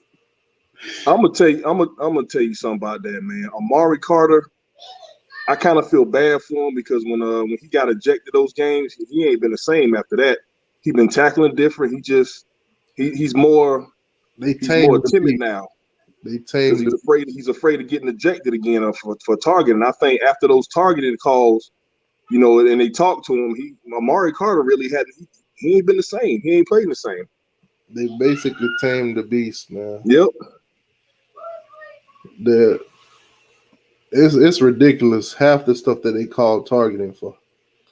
Half the calls that made on Amari, like receivers lowering their head anyway. Yep. I mean, some of them, was boneheaded, but like the one where he, I think he tackled Buddy while Buddy was already going down anyway. Yeah. That one, okay, but half the other ones, nah. Yeah, they basically tamed him though, because now he don't want to get called targeting because you got to think about it. It's the first quarter. I don't want to be sitting out the whole game. Yeah. Watching this from the sideline. Well, at least now you can watch it from the sideline because before that they used to send him straight to the locker room. Yeah, he's sitting in that shit for about 2 hours. So yeah, it's yeah, he ain't been the same after that. Yeah, man. That last game, he Buddy trucked him bad. Yeah. I ain't gonna lie. And like you said, he didn't even tackle him. He threw his body at him. Dude, Cans fam. It's Andres Borregales. A lot of you recognize that last name because of my brother. Raised in Miami, Florida. I'm a kicker. I'm headed to the crib. But say headed to the crib. We do got a linebacker here, Tyler Johnson. We got a linebacker. We got a couple on coming in, man. Yeah. Development. Exactly. Get these guys developed. Get them guys developed. That's the key right there. That's the key. They in Packy's hand, bro. I don't know how y'all feel about that, but they in his hands. Yeah. I just hope he make the right decision, man. God, boy. Now Manny did say he's gonna evaluate the whole defensive staff after the bowl game. He's gonna evaluate everybody, but yeah, we paying attention to the defense. What's gonna be the turnout for the defense? Because I mean, the reason why we got half of these defensive guys that we do is because they don't want to pay nobody. Yeah. Because I mean, we got these guys coming. Blake Baker from LA Tech. If they had money to actually pay these guys to get some top-notch defensive coordinators in here, defense will be way better, to be honest. Defense will be better. I mean, offensive-wise, I like Reed Lashley, but like I said, there's a lot of inconsistencies there. Yeah.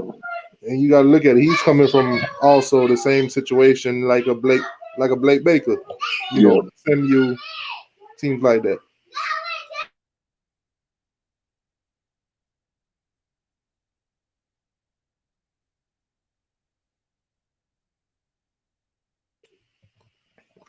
Yeah, so we're just gonna see how that turned out, man. Slim say, why would you want Dorsey as an offensive coordinator? He's never been an offensive coordinator before. I think people just relating Ken Dorsey to, offensive coordinator to come call plays at Miami because he actually played on the championship team and he was a quarterback for Miami. So, I mean, I've never seen him call plays for nobody either. I mean, to have him come in as a quarterback coach, maybe, but offensive coordinator, I don't know. I don't look. Manny is our coach, is our head coach. He learning on the job. I got to give Manny props where it's due. Last season we looked terrible.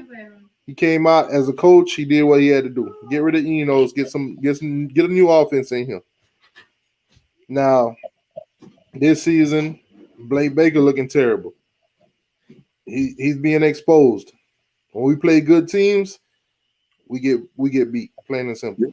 They tear his defense apart, and he don't make no adjustments. So I'm gonna see what his valuation gonna be on Blake Baker, or Right. If he's gonna take charge of the defense more often, so some of that blame could be put on his ass instead of just Blake.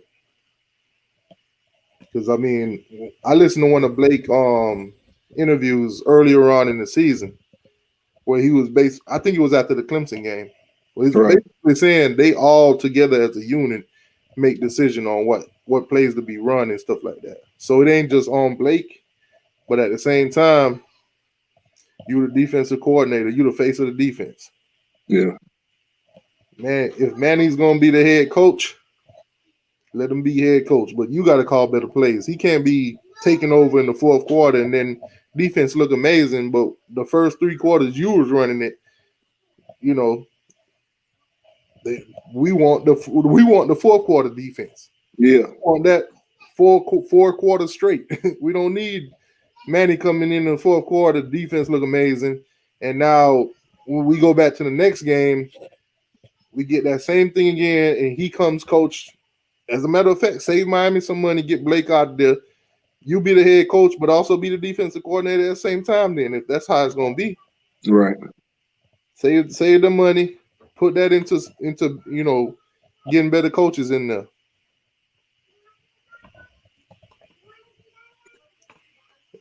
It's tough. Yeah, we'll see. We'll see after the bowl game what the outcome on that is going to be. Got another old line. O-line, yeah, okay. It's Lawrence Seymour from Miami, Florida. Left guard. I'm coming to the U. Go Canes. He looks solid. I think he's gonna ball out. I got good feelings about him. Yeah, definitely, man.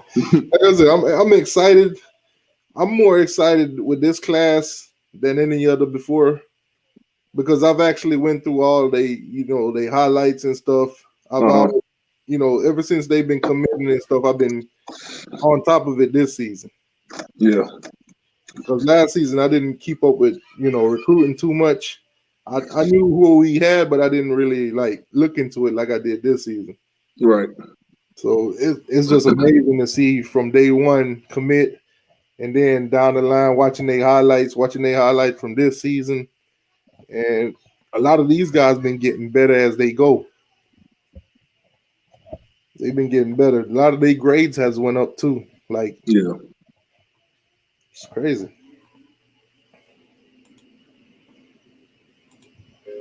Yeah, we definitely got them. We got them. We good.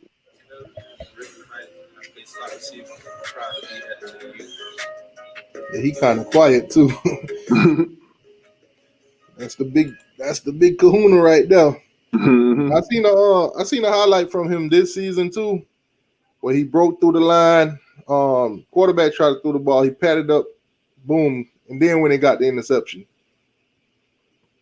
man, Taylor is a beast. This man, number one in the state of Florida. Right. Number 1 in the state of Florida. Number 3 in the nation. We got him, and we got him. We got him to stay here. Not to mention James Williams. We shut that down. He shut down. He shut Georgia down quick. Because I remember when it was Miami and Georgia, the final two. He put out the final two, and then he just like, man, forget that final two. I'm staying home. I'm all in. He all in. Let's get some dogs to the U. And he started recruiting for Miami. I mean, even when that game we lost against Clemson, they were dogging him on Twitter and stuff because he had a lot of hype behind us. Yeah, he was saying we're gonna win that game, but they started dogging him, and he's like, it's cool, might not be able to be a part of the change right now, but wait till I'm in the plan. I'm gonna be able to have a say so of what the score gonna be and how the game gonna go. And I think we got Clemson on our schedule in 2022. Yeah, but they coming to Hard Rock, ain't it? Yeah, we ain't got to go to them. They coming to us. So that's gonna be a test in 22. Don't we got the Gators in 24? Yeah, 24 and 25. Yeah, we got that's gonna be a home and away too. It ain't gonna be no Orlando or no off-site game. Yeah, that's gonna be right there in the Hard Rock and right there in Gainesville. The baby lizards. Yeah, man, I'll be poking fun at them, man. I was passed out after the game because I was like, man, I gotta not passed out, but I was just like I was like contemplating on like, dang man, I can't go to sleep. I can't think. Like my head was just all beat up. And then when I got your video about Florida losing, I was like, what? I was like, man, I could go to sleep. But I slept like a baby, T2Y. Man, I'm telling you, when we lost, they came at me. They came for me. Cause I've been picking at them all season. Yeah. So they came for me and talk all that trash now. And then boom, lost the LSU by a shoe. Bro, I was like, okay. Because when I was live halfway through that game, and they was like keeping up, and I was like, damn, Florida scored again. They might win this shit. But then when they lost, I was like, all right. Misery needs some company. Yeah.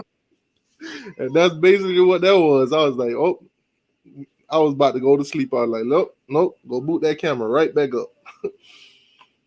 Can't let the baby lizards get away with this one.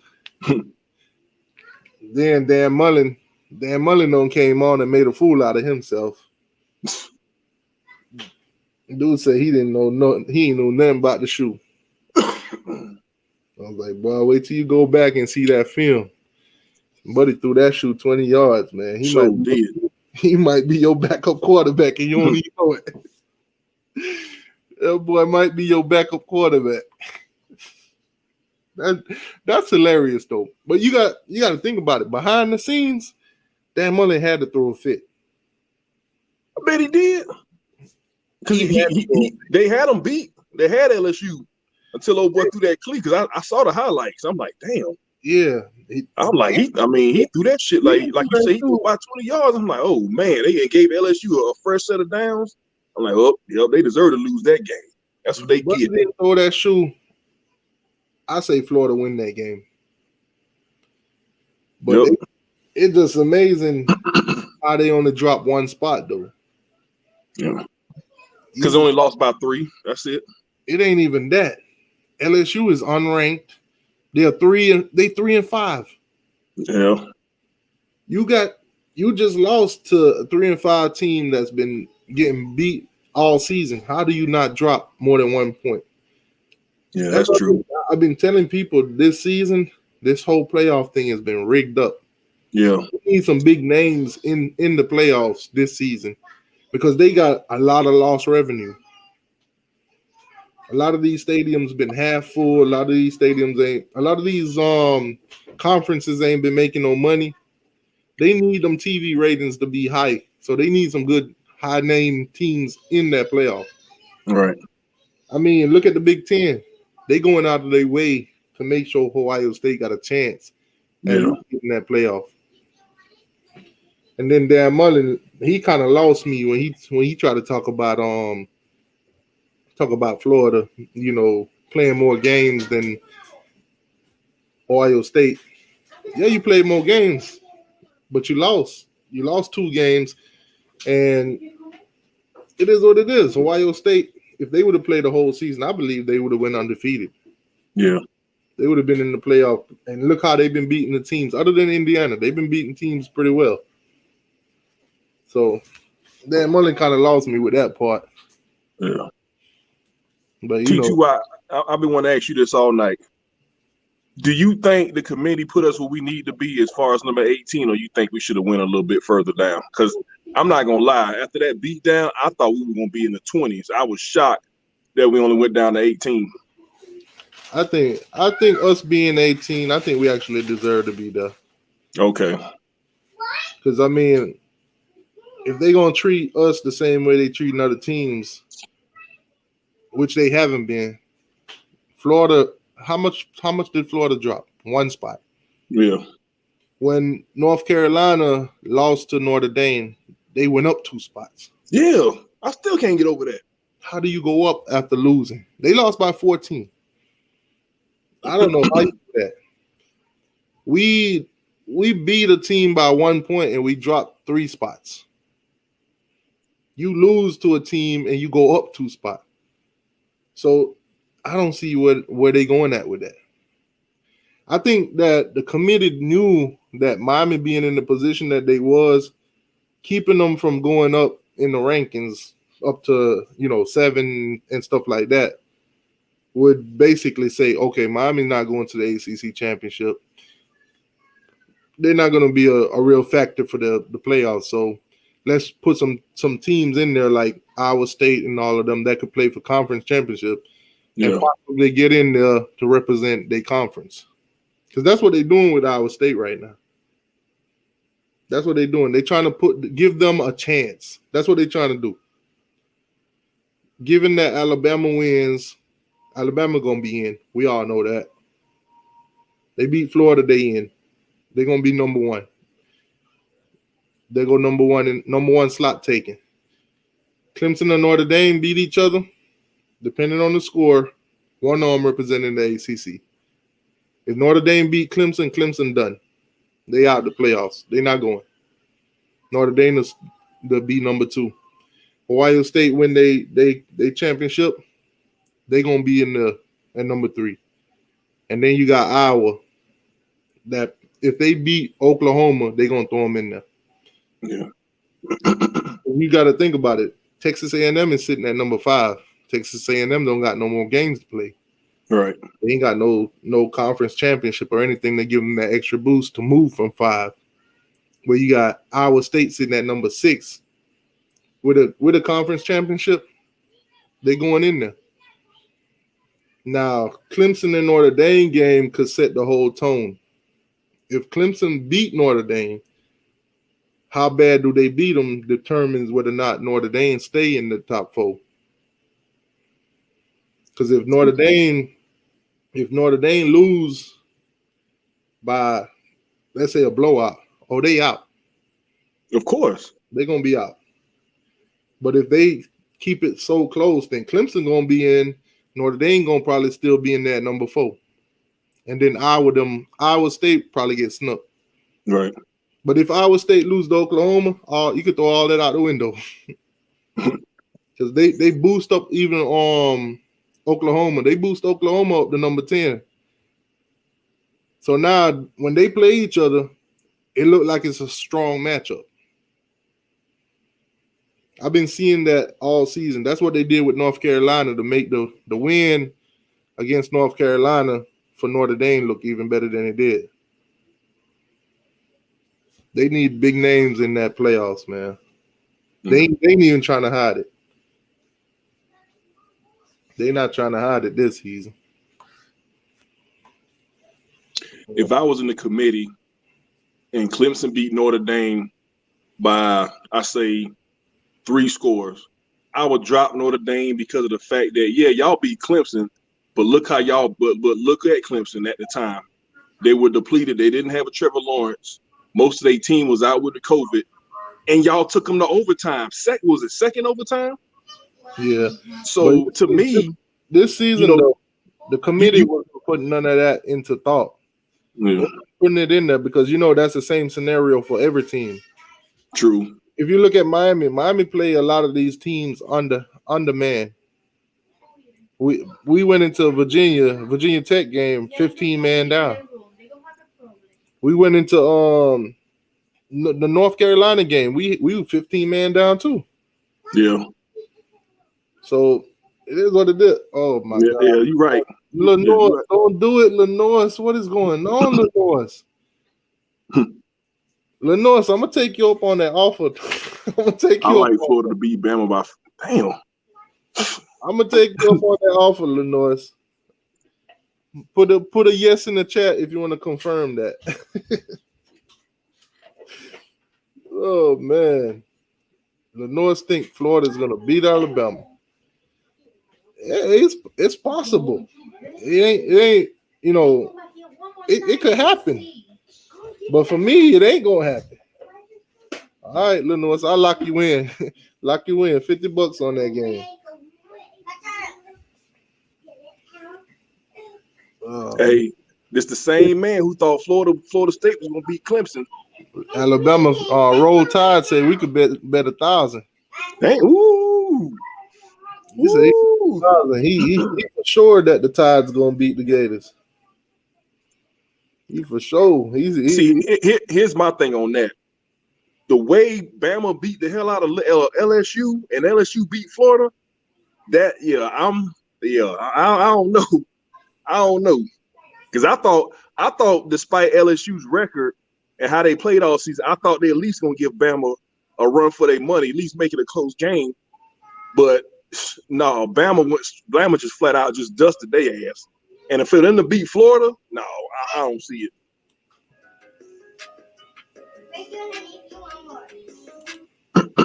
Got him, man. Jake Garcia to the U. That was the final piece. Yep. The final touch last night. I mean, throughout the season, we ain't thought that was possible. Yep. And the decommit happened, and it started to pick up. Man, but when Buddy pulled out the Miami Hurricane envelope, I was like, yes, sir. Yes, sir. That's it. That's all. We got all the pieces. Now let's put it together and go out there and give them a show. Yeah. All right, we're gonna have a good season. Blake gone. If Blake go, we definitely gonna have a good season.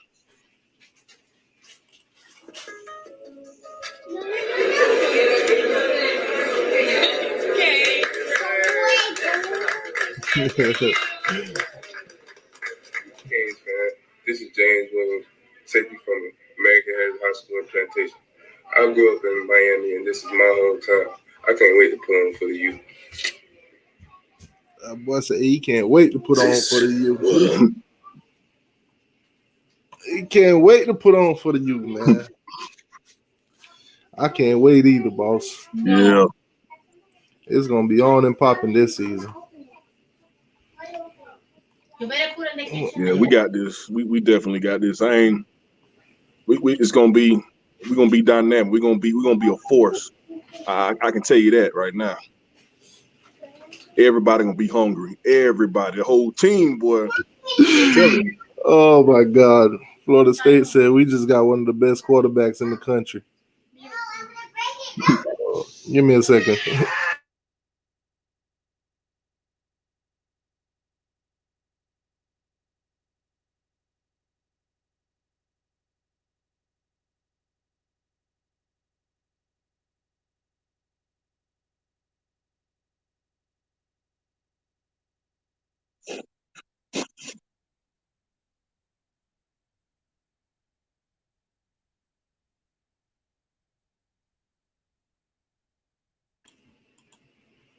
Yeah.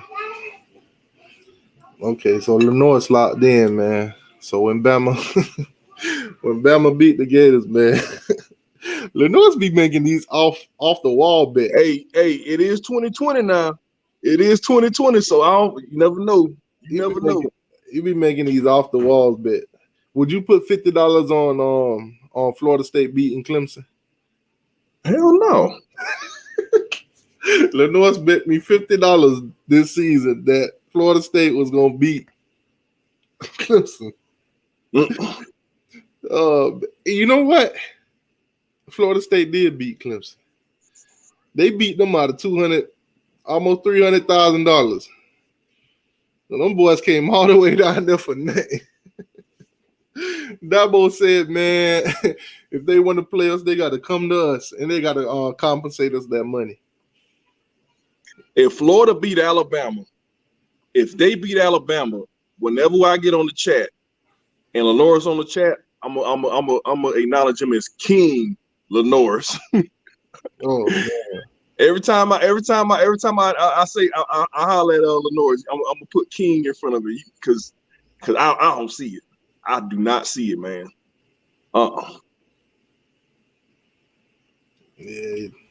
Yeah. Roll Tide said basically they gonna kill Florida. They gonna kill them. That boy said Clemson was gonna lose to Florida State. Oh man, I promise you, bro. Clemson would have lost to Florida State. I'd have had a nervous breakdown. I'd have been like, that's two teams that blow us out that Florida State beat. And we blow Florida State out the water. What is going on? What is in 2020 would have been a mystery to me.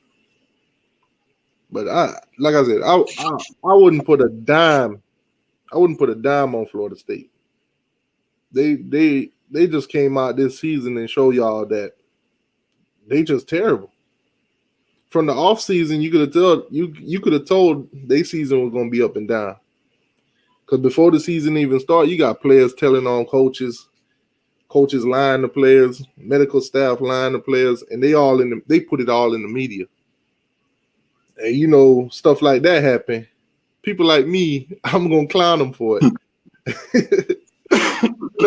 They've been talking trash for so long that when stuff happened to them, we gotta clown them. When we blew them out, I thought I gave Florida State the benefit of the doubt. After we blew them out, I thought, okay, they mad, they gonna come back and just wreak havoc on anybody they play. But when they played JSU and they was mollywhopping them the first half, I'm like, nah, they season over. Ain't no way. It's gonna be a long season for FSU to let JSU come in there and put 21 on them in the first quarter. Yeah. Kiwi boy say y'all underestimating Tyler Van Dyke. I'm not underestimating him. He got a fair shot. He could do whatever he want, this offseason. Compete. That's all you gotta do. Compete. That starting job don't belong to nobody right now. Nope. When it's all said and done, JAKE Garcia got to compete for that spot. If King come back, that's King's job. I ain't even gonna hold you on that one. If King come back, that's his job. It is what it is. It's his job to lose. Yeah. Right now, everybody got to compete. King, let's just hypothetically say King ain't coming back. That job is up for grabs right now. Perry, Tyler Van Dyke, Matoka, JAKE Garcia, and if y'all want to still count him because we don't know his situation yet, Tate Martell. Oh Lord. So that job don't belong to nobody. I ain't underestimating none of them. At the end of the day, if they do spring practices and they show it, and they have the spring game where we could go out and see what's going on, and I must say, even with the spring game, you can't really tell. The first team, second team, and all that, so you got one guy throwing to maybe the first team and the other guy throwing to the second team and stuff. So you can't really, when it comes to quarterback, can't really tell who's really better. Because if you probably would have put the other guy on the other team instead, he probably would have looked better than the other guy. Yeah. So At the end of the day, we just gonna have to see who go out there and do it in the spring and make the best judgment we can. Hope Manny and those guys, put the right person at starter, stick with them. Because I mean, we can't be flipping quarterbacks going back and forth with them. That's what we did all season last year. We was flipping going from Jaron to Perry. Yeah, we see how that worked. Damn. Oh man. The mighty U Empire. What's going on with you, boss? Golden Blue Dude, what's going on, my brother? Golden Blue Dude, man. Like I said, dude drop videos almost every day, man. I don't know a YouTuber that work harder than this, man, when it comes to college football.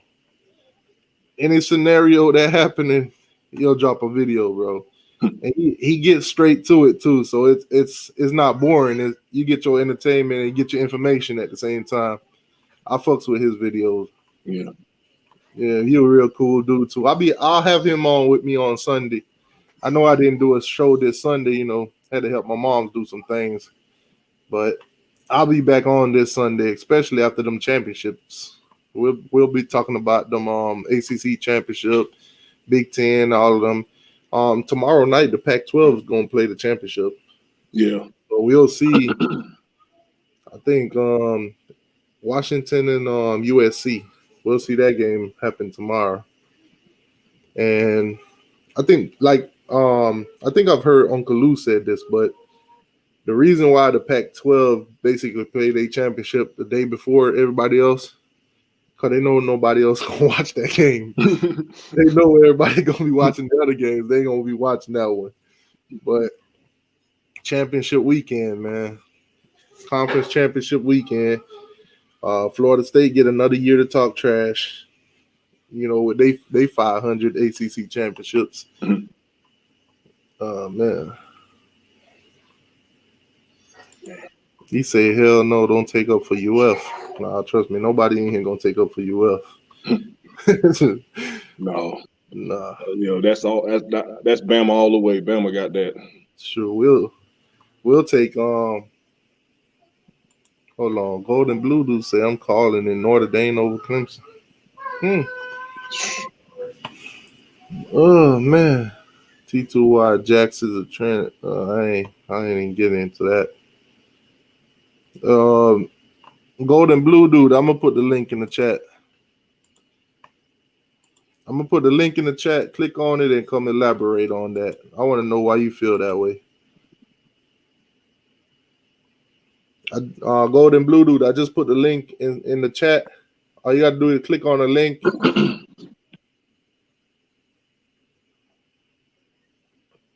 Yeah, I want to see this conversation. I want to see why he think I want to see why he think Clemson gonna beat gonna lose in Notre Dame.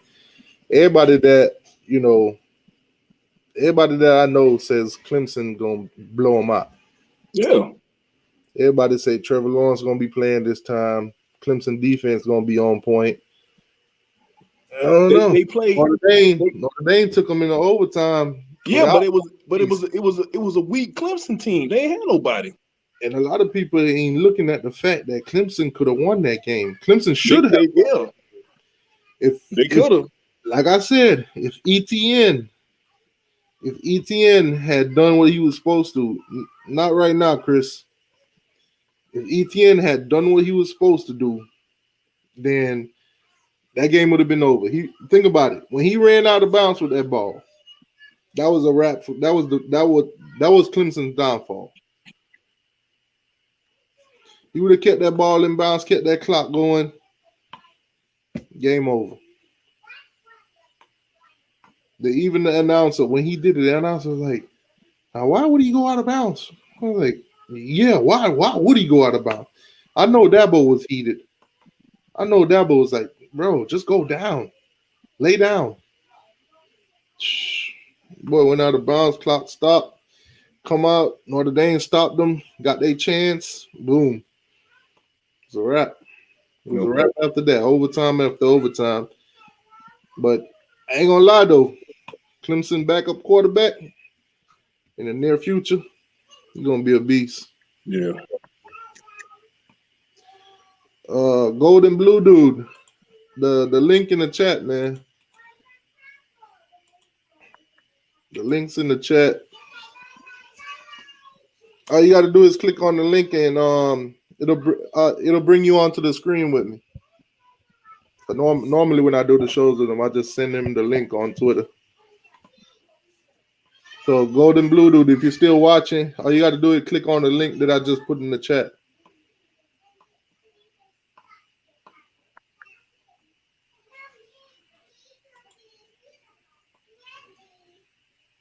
He said he got, okay, there we go.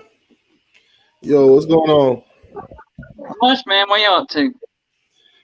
Chilling, man. We just talking about 2021 class, and a little bit of right now we're talking about championships, ACC championship, Big Ten, and all that. So you just dropped the bomb in here. You said that you got Notre Dame beating Clemson. Yes, I do. Which the whole world is thinking otherwise. So elaborate.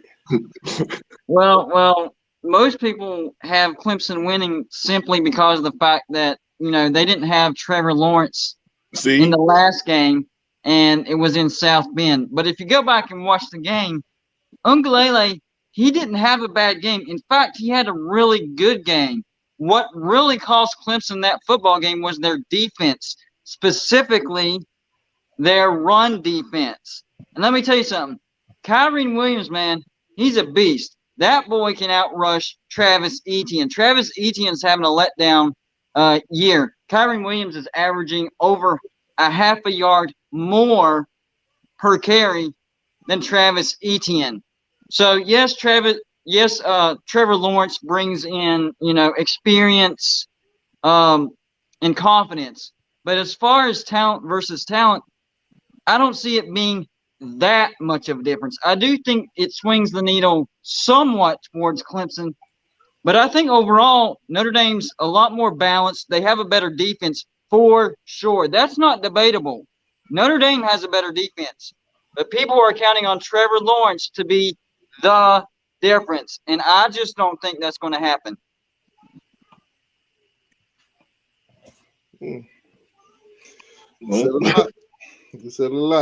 Basically, it's people putting all in, and that's Clemson's motto. They're going all in on Trevor Lawrence, and I see why. Because he is, he was a Heisman contender before he had to sit out for COVID, and he does still look great. Ian Book, he's only thrown two interceptions the entire year, so he's not explosive or dynamic like Trevor Lawrence, but he takes care of the ball, and this is what Notre Dame does to you. What they do, they take care of the ball, they grind that clock, they move those chains, and before you know it, there's 2 minutes left on the clock, and you're still down. You're making some valid points. and not only that, I kind of get what he's saying, because think about it. The teams that Clemson played this season. Miami boy. JP said, I thought that was Uncle Lou. He thought it was Uncle Lou, man. Nah. Hell nah. Go ahead, Miami boy. But with Golden Blue, going off of what he's saying, not only that, think about the teams that had Clemson on the ropes this season. You really think if Notre Dame had them in that same position, they're going to let up? You think they're going to make the same mistakes Virginia Tech did when they had them on the ropes in the first half? So you got to think about that. When they played, I think it was Syracuse, they played one team. It was like 21-10 or something like that in the first half. Boston College. Now that was Notre Dame. You really think they're going to? Yeah, they would have lost that game. I thought Boston College was going to get it done, to be honest. Exactly. And then Notre Dame ain't going to let up on that. It was like, if Notre Dame get Clemson in that position, yeah, that's ball game. Here's the thing. Clemson looks beatable even with Trevor Lawrence. Yeah. Yep. And that's what I'm going by. And Notre Dame, I don't know why, but Notre Dame's defense is not being talked about. This is the best defense that Brian Kelly has had so far. And he's had some good ones.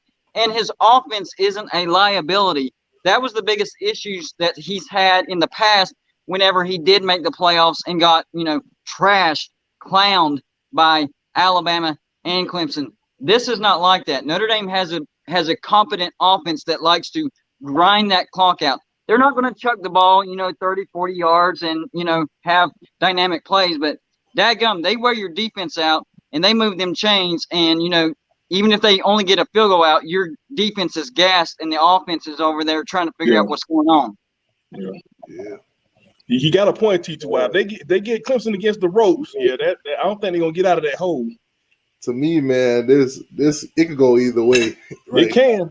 Yeah, I'm just saying, waiting for the clock to hit 0 and be like, wow, Clemson blew them out, or wow, Notre Dame beat them. Yeah. Wow, this was a blowout. Wow, this was a close game. What the playoff committee gonna do now? Yeah.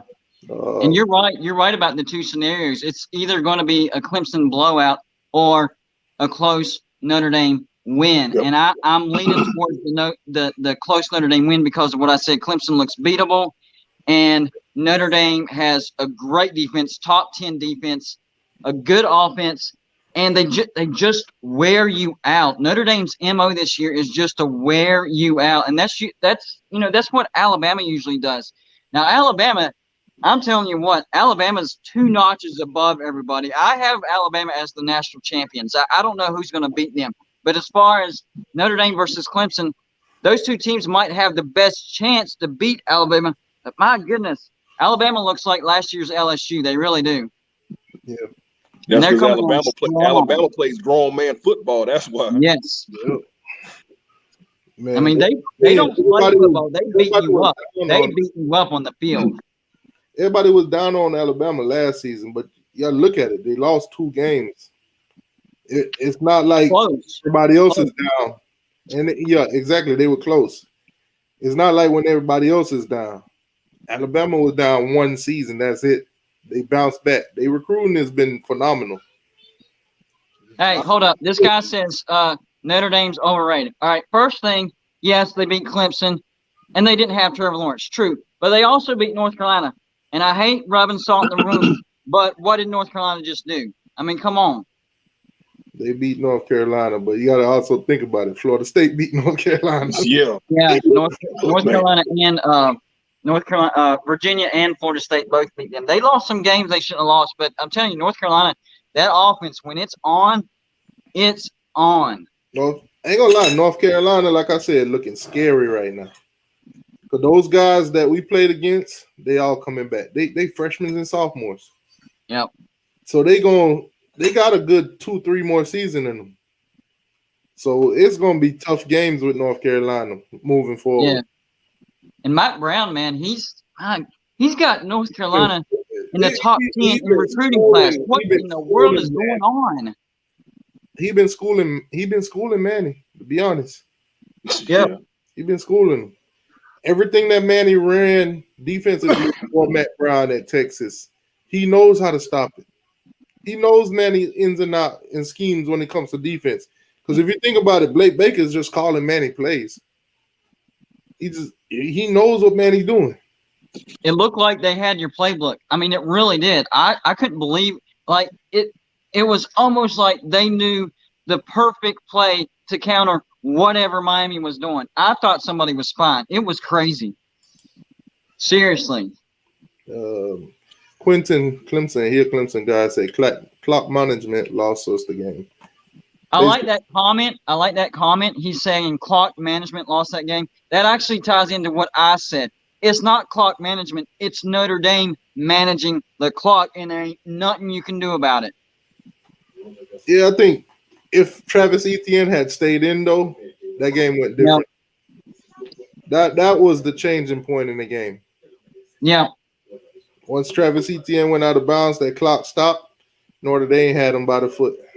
Yeah, and, well, Notre Dame shows that they're good at taking advantage of mistakes. And no, Clemson doesn't make that many. But when they did, Notre Dame was Johnny on the spot, and they took advantage of it. And they've been like that all year. People act like that, that was just a one-hit wonder for Notre Dame. Look at the entire season. Notre Dame had really one terrible game, and that was against Louisville. That was a very sloppy 12-7 game. But other than that, they've gotten better and better and better throughout the year. So they're saying that from what Slim's saying is it's not Trevor Lawrence, it's a starting linebacker. He might be right. That'd be the big difference in that game. That kind of makes sense. That makes sense. Because it was their run defense. It was the defense. Yeah. I can buy that, actually. I can buy that. Yeah, Slim Shady got a point right there. Yeah. I truly think that Notre Dame has a better running game than Clemson. And you got to think about morale, too. When the other team's over there, a touchdown always sucks, right? A touchdown always sucks. But when you're on the sideline, part of the offense, and you're watching your defense just get chunked, first down, not a 2-minute fast drive, but, 6, 7, 8-minute drive, wearing their ass out, just game over. It's demoralizing, and it almost makes you feel like you've been owned. I'd rather get, a 80-yard touchdown bomb, get it over with, get your offense, answer it back, than just get owned down the field. First down after first down after first down, getting pushed around. You know what I'm saying? Yeah. I mean, but Clemson's depth, though. That can be a difference. Them explosive plays could kill a whole team's momentum, though. Because, I mean, you give up a good 80-yard touchdown, that's like sometimes that could be a nail in the foot. Yeah, it depends on how the game's going.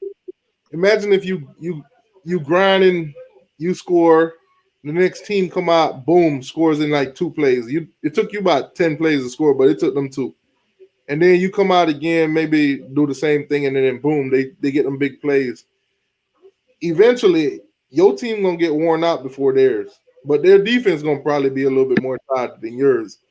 Here, I like what you just said, though, but here's the negative towards that. Okay, and Florida is a very, very good example of this. These teams that like to score very fast, and they are very good, but they're human, so they're not going to do it every single drive, every single game. And when that happens, that's when their defense gets gassed, because they're out. When they do score, it's like a 2-minute score. Their defense gets 2 minutes of rest, but when they don't score, it's still the same amount of time without the points. So those teams that score really fast are actually wearing their own defense out. Okay, we get. So they better hope that they score every stinking time. Juice the Truth says now people just got to face it. If Notre Dame pounded Clemson, Notre Dame pounded Clemson. The same Notre Dame that we beat. They were full of freshmen and sophomores when we played them. I'm telling you, they're very mature, grown men, and they. Fun fact, real quick: the last time, and I know I've said this on my videos, you probably caught it before, but a lot of people don't know this. The last time that Notre Dame won a national championship was back in 1988. So that year, the Dodgers and the Lakers won the championships of their respective sport. Well, the Lakers and the Dodgers have already done it. Now we're just waiting on Notre Dame. But Alabama, something has to be done about Alabama, though. That's the only – if Alabama didn't exist, I would say it's going to happen. But Alabama being in there, they need to be upset, or something crazy needs to happen, because I don't see anybody beating Alabama. Dennis said, I sound like describing the Miami versus North Carolina game. First couple of drives. Yeah, you're right. We went out, scored, then they came and scored easily. But the difference between what I was saying is they kept scoring. Yeah. Oh, man. What's going on, Tim? Oh, I just had to say this. I think he's kind of glossing over the linebackers that Clemson was missing, because here's the thing. If they keep Ian Book in check, which they very well can, because those 2 linebackers are some of the best in the country, they're going to make Ian Book stay in the pocket, try and beat him, and Ian Book can't do that. You're right. You're right about that. And if they keep him from running around and making plays like he hasn't really taken off down the field, but he scrambled around and kept plays alive. If they keep him in the pocket, I mean, Notre Dame doesn't have a prayer with Ian Book staying in the pocket trying to beat him. Yeah, he has to be at least somewhat mobile. Even if he doesn't necessarily take off running, he has to be able to move about freely. I 100% agree with that, and I agree with what you said about the linebackers that were missing in that game that will be back. You have a very good point about that. I just think if Notre Dame can run effectively, and they're a great running team, if they can run effectively, that's what can win this football game for them. So, to your point, it is definitely up to those linebackers that were missing in the other game to make sure that that doesn't happen in this game. Oh, absolutely. And that's not to say that Trevor Lawrence isn't going to make a difference. Right. Because there's probably only a couple of plays that DJ had where you said, yeah, okay, Trevor probably would have made that play. Right. I mean, offense really wasn't their problem. They still threw up 40 points. Yep. And a lot of yards. Yeah. Now, I do think the intangibles that Trevor Lawrence will bring can make a difference. Yes. The experience, the confidence, all that stuff, the leadership. Yes, I agree. I don't think it's going to be a blowout either way, honestly. I've kind of been with Pigskin Pete on it. I think either way it's going to be a close game. Pigskin Pete, oh yeah. Yeah, he's my guy too. I like him. Yeah, I think it's going to be close either way. Yeah, I'm sorry. I think you're right. But I think what me and TTY were saying is it wouldn't surprise us if, something crazy happened and Clemson blew out Notre Dame. Maybe they just, demoralized them by the end of the first half, something like that. I don't think it's going to happen, but it wouldn't totally catch me way off guard if it did happen. For us, that's what we hoping for. To be honest, we don't want Notre Dame coming in here winning no championship, winning no ACC championship. Plain and simple. Yeah. So we hoping for a blowout. We hoping to win convincingly and don't be a nail biter. Yeah, Notre Dame's this sneaky good team. Like they have all of this experience, a ton of experience. A great defense and a competent offense. Not a great offense, not an elite offense like Florida and Alabama, even Clemson, maybe Ohio State. That's a different conversation. But they don't make mistakes. That's the biggest plus for Notre Dame this year. They don't make mistakes, and that was the problem that they had whenever they played Clemson and Alabama, in the playoffs and national championship. The offense couldn't move the ball and made too many mistakes. This offense isn't explosive, but they don't make mistakes, and they do move the ball. All right, so another game that's on the horizon, of course, Alabama, Florida. Does anybody, other than Lenoir, because I know Lenoir think Florida's going to win, does anybody in here think that Florida's going to win that game? No. I don't think I think it'll be over by the second quarter because the thing that Florida has is their offense, Kyle Trask. But guess what? So does Alabama, and it's even better. I looked at the numbers for the SEC championship. Florida scores 41.2 points per game. That's 12th. That's awesome. That's amazing. But guess what? Alabama scores almost 50. They score 49.5 points per game. That's third. Alabama's going to wipe the floor with them. This game, I'm not sure if it'll be over in the second quarter, but it'll definitely be over by the third. No doubt. I think it may be close. I kind of agree with that. I mean, once that depth kicks in, the depth that Alabama has, and they have a way better defense than Florida. That's where the game is really going to separate. Alabama definitely has a better offense, but their defense is just light years better, and that's where it's going to separate along with the depth, and it's going to get out of control fast. Well, Yeah, I it's just agree with you. I agree with you about Alabama's defense, but here's the thing: the offense Florida runs is similar to Ole Miss's, and Alabama's defense is not built to really beat it. Now, I think they can. They proved it with Ole Miss. They got enough stops. But I think Florida's going to give them a few more fits than people think. But like I said, mainly in the first half. Yeah, and they were able to take lessons. I'm glad you brought up that Ole Miss because that was at the beginning of the season, and I do think that we all know how smart daggum Nick Saban is. He's a freaking genius. So if you think he wasn't sitting there taking notes, figuring some stuff out, then you're sadly mistaken. And I think that he learned from that and is more. He's not going to be totally prepared because, like you said, Florida, they bring a whole different type of offense. But he's going to be more prepared than if they had not played Ole Miss. And Alabama has a pretty good stinking offense themselves.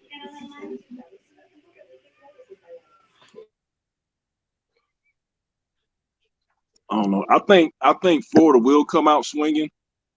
Oh yeah. They're gonna come out swinging, but by the third quarter, the mom's gonna fall off, and Bama's just gonna take it straight to them. That's what I see. But Florida ain't gonna lay down. They're not just gonna come in and lay down because it's Alabama. They're gonna fight, right? But it's not gonna be enough. Yeah, you're right about that. And I think it'll be an exciting first quarter. I do. Here's what's going to happen. All right, first quarter, they're going to exchange blows. It might be 21-21 by the end of the first quarter. But what's going to happen is Florida, for the first time, will not score on a drive, and Alabama's just going to keep it going, keep it going, keep it going. And then, it might turn into like an every other drive, and Alabama's going to keep it going, keep it going, keep it going. And then by the third quarter, you're like, they're down by 3 touchdowns. How did that happen? Because, we saw it was so fast and so explosive. Florida just missed a drive here and there, but it was enough to separate, Yeah.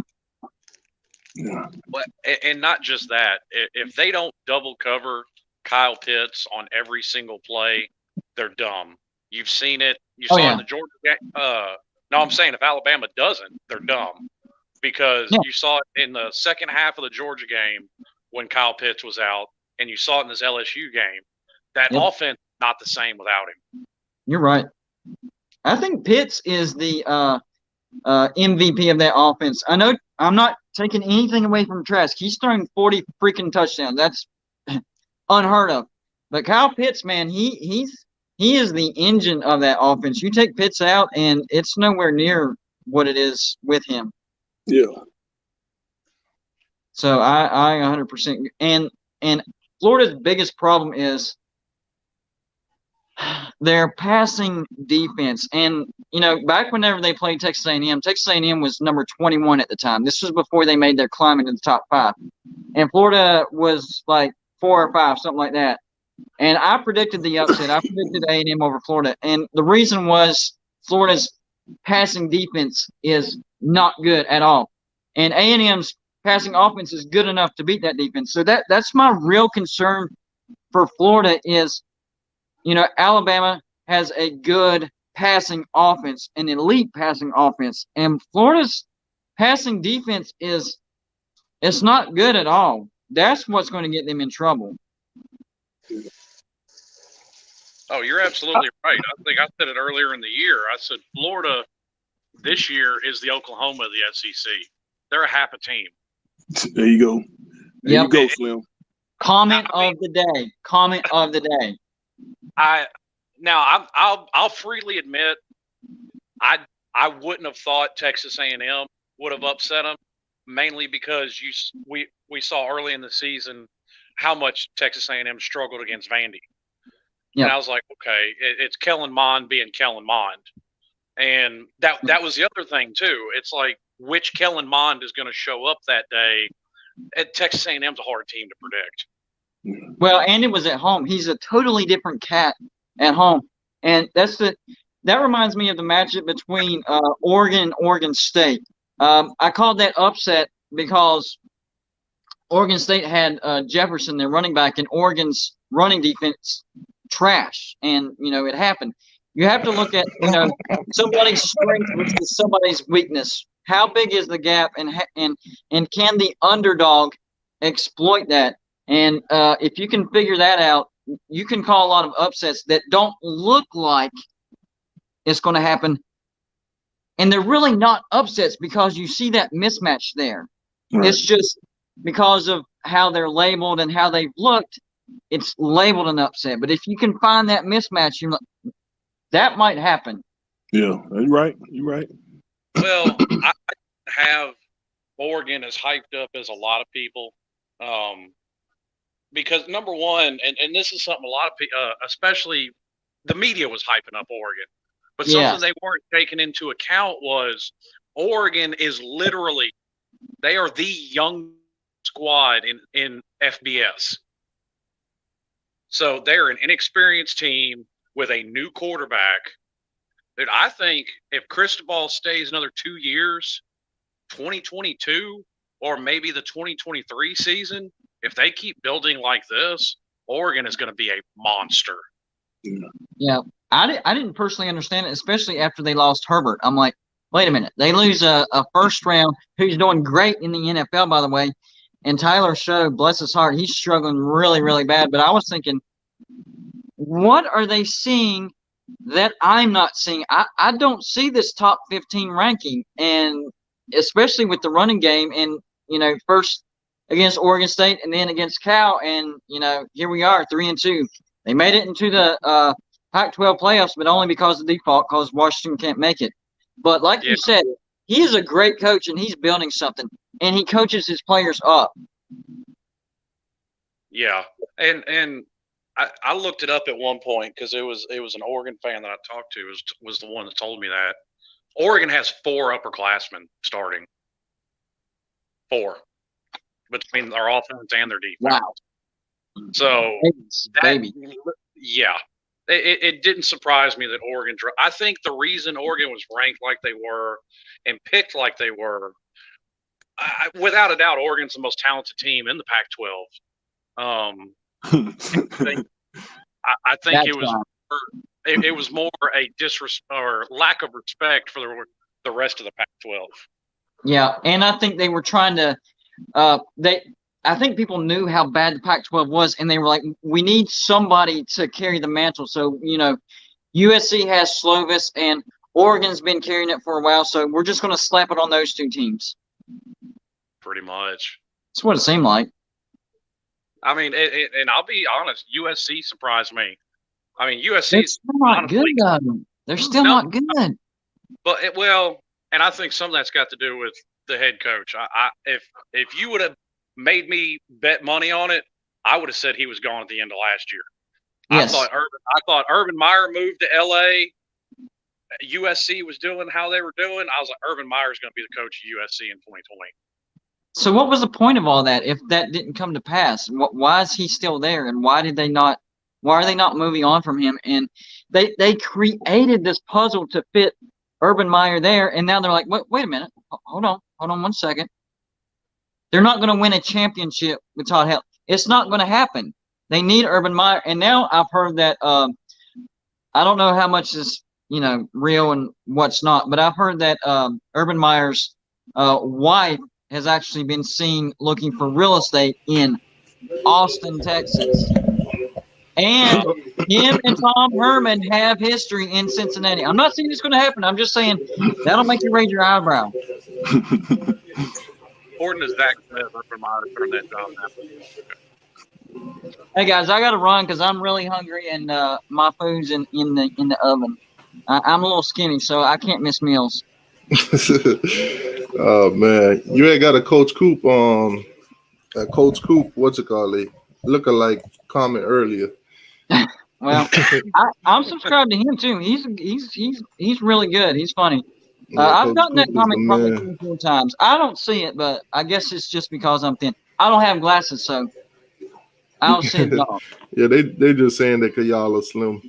Hey, yeah. Gold and Blue, for the record, as a Miami fan, I'm gonna tell you this right now. I was a fan of Quincy Wilson. I was a Quincy Wilson fan. The play. I remember watching that. That was the trucking of a lifetime. I will never. We still lost. Miami still won. Everybody forgets that. Miami still won. But my goodness, that was the truck of my life. I've never seen a truck like that. Yeah. I was a fan that night. It was 2 moves. He trucked him and he jumped him. I was, whoa. Yeah. Thanks for that memory, man. I sometimes you forget about stuff like that, and then boom, it's right there, man. That's awesome. I'm gonna run, guys, but I'll be back on. I'm looking for your lives, and I'll jump on whenever I can. All right, man. I'll see you Sunday. All right, see you, bud. All right, bro. What's going on, Chris? Yo, what's up? So what's going on with you, man? What's your thoughts on the 2021 class? Great. I'm happy we got JAKE GARCIA. Oh, man, okay. What about the rest of the guys though? Not just Jake. What about the rest of the team, man? We got a couple old linemen. That's pretty good. I mean, you think of it, these linebackers that one we got from Georgia, he might start. There's a possibility he might start. Okay. We really didn't recruit any cornerbacks. That's what we needed. We needed cornerbacks, and we got 0. He said if Lenore's bet me, he gonna miss a couple bills. Man, Lenore's ain't backing down on that. On the Florida Gators gonna beat Alabama. He already think. Didn't he say Clemson gonna lose too? Who, me? Nah, Lenore. I think Golden Blue dude said Clemson was gonna lose. He was going for Notre Dame. Yeah. Yeah. Okay. So yeah, Hey, Lenore. Slim, you seen I got steamrolled for putting up Zoe in the Mark Rogers show? I got steamrolled for that. What happened? Everybody hating on Hurricane Zoe. Every time I bring them up in another live stream, I get steamrolled for it. I mean, a lot of guys don't like that because it's like you promoting other people's, channel on their channel. That's like Zoe doing a show and I go over to his show and I'll be like, "Hey, Coach Coop on right now. He live right now." Or hey, Coach Coop does the same videos that Zoe do. A lot of people gonna go from one channel to another. So if you go into somebody else's chat and you're talking about somebody else that does the same thing, most of the time they don't want to hear that.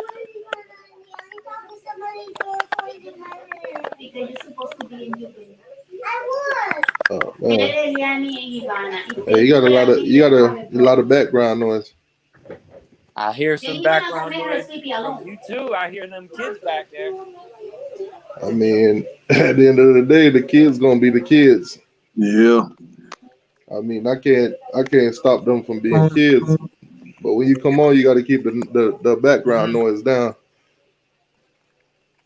Because a lot of people been telling me too, when you go back and you listen to the show, they hear a lot of the noise, and when people come on, the echoes and stuff like that, they tell you about it.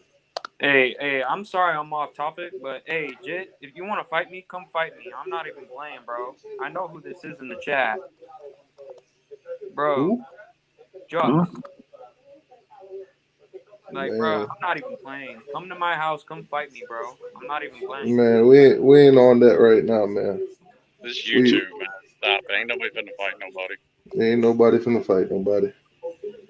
You probably never see each other a day in your life. He probably live in California. Get out my room. It's Christmas time, man. We won't even be fighting. Don't spend your PlayStation 5 money on bailing yourself out. Right? You can look the work out of Oh man. I ain't got the money for a bail. Yeah. I ain't into the fighting thing.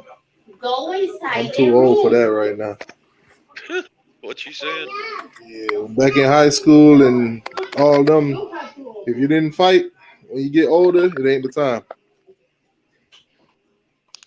It ain't the time. When you get older, you learn its consequences that come with it.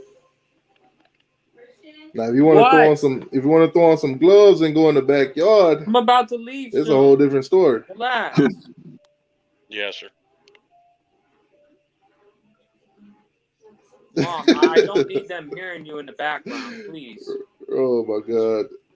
All right, man. Let's get back to this football though. All Slim, you checked out the class? I've looked at them. I'm going to sit down and look at everybody's highlights this weekend. I tend not to look at a whole lot of it until the players have put pen to paper. You know what I'm saying? Oh, they put pen to paper. Yeah, they did that. They did that.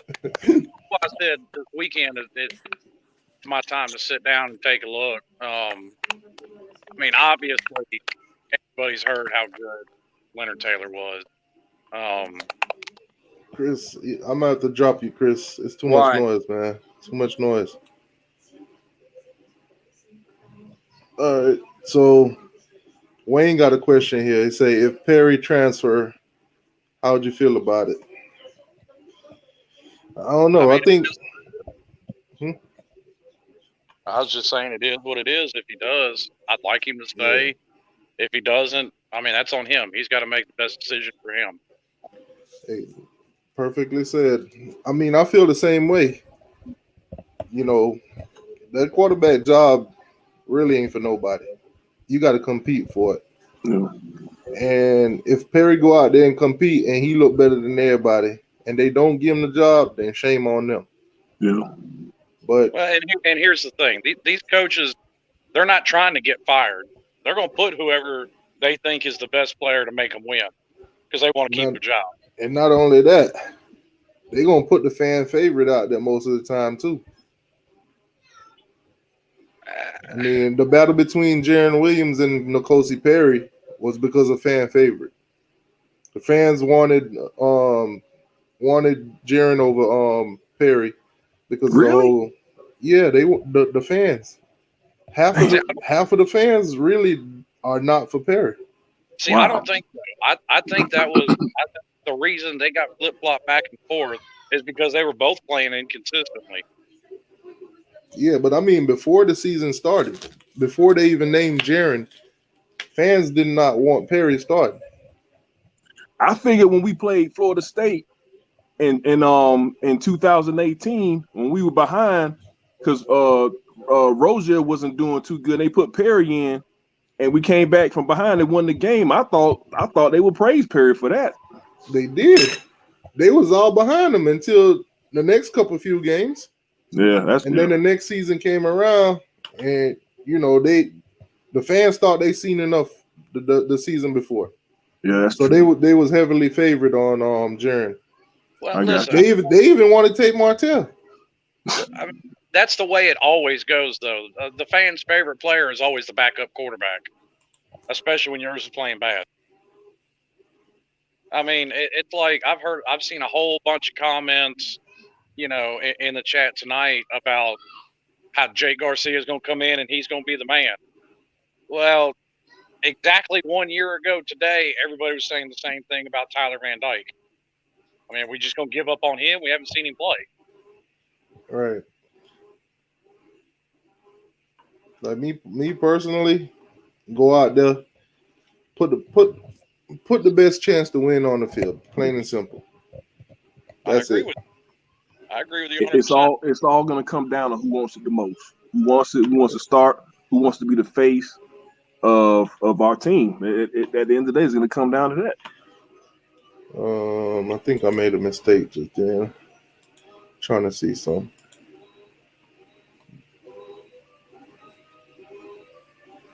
Okay, never mind. I did. I made it right. All right. Oh man, these guys be making fake accounts and stuff. Be trying to troll.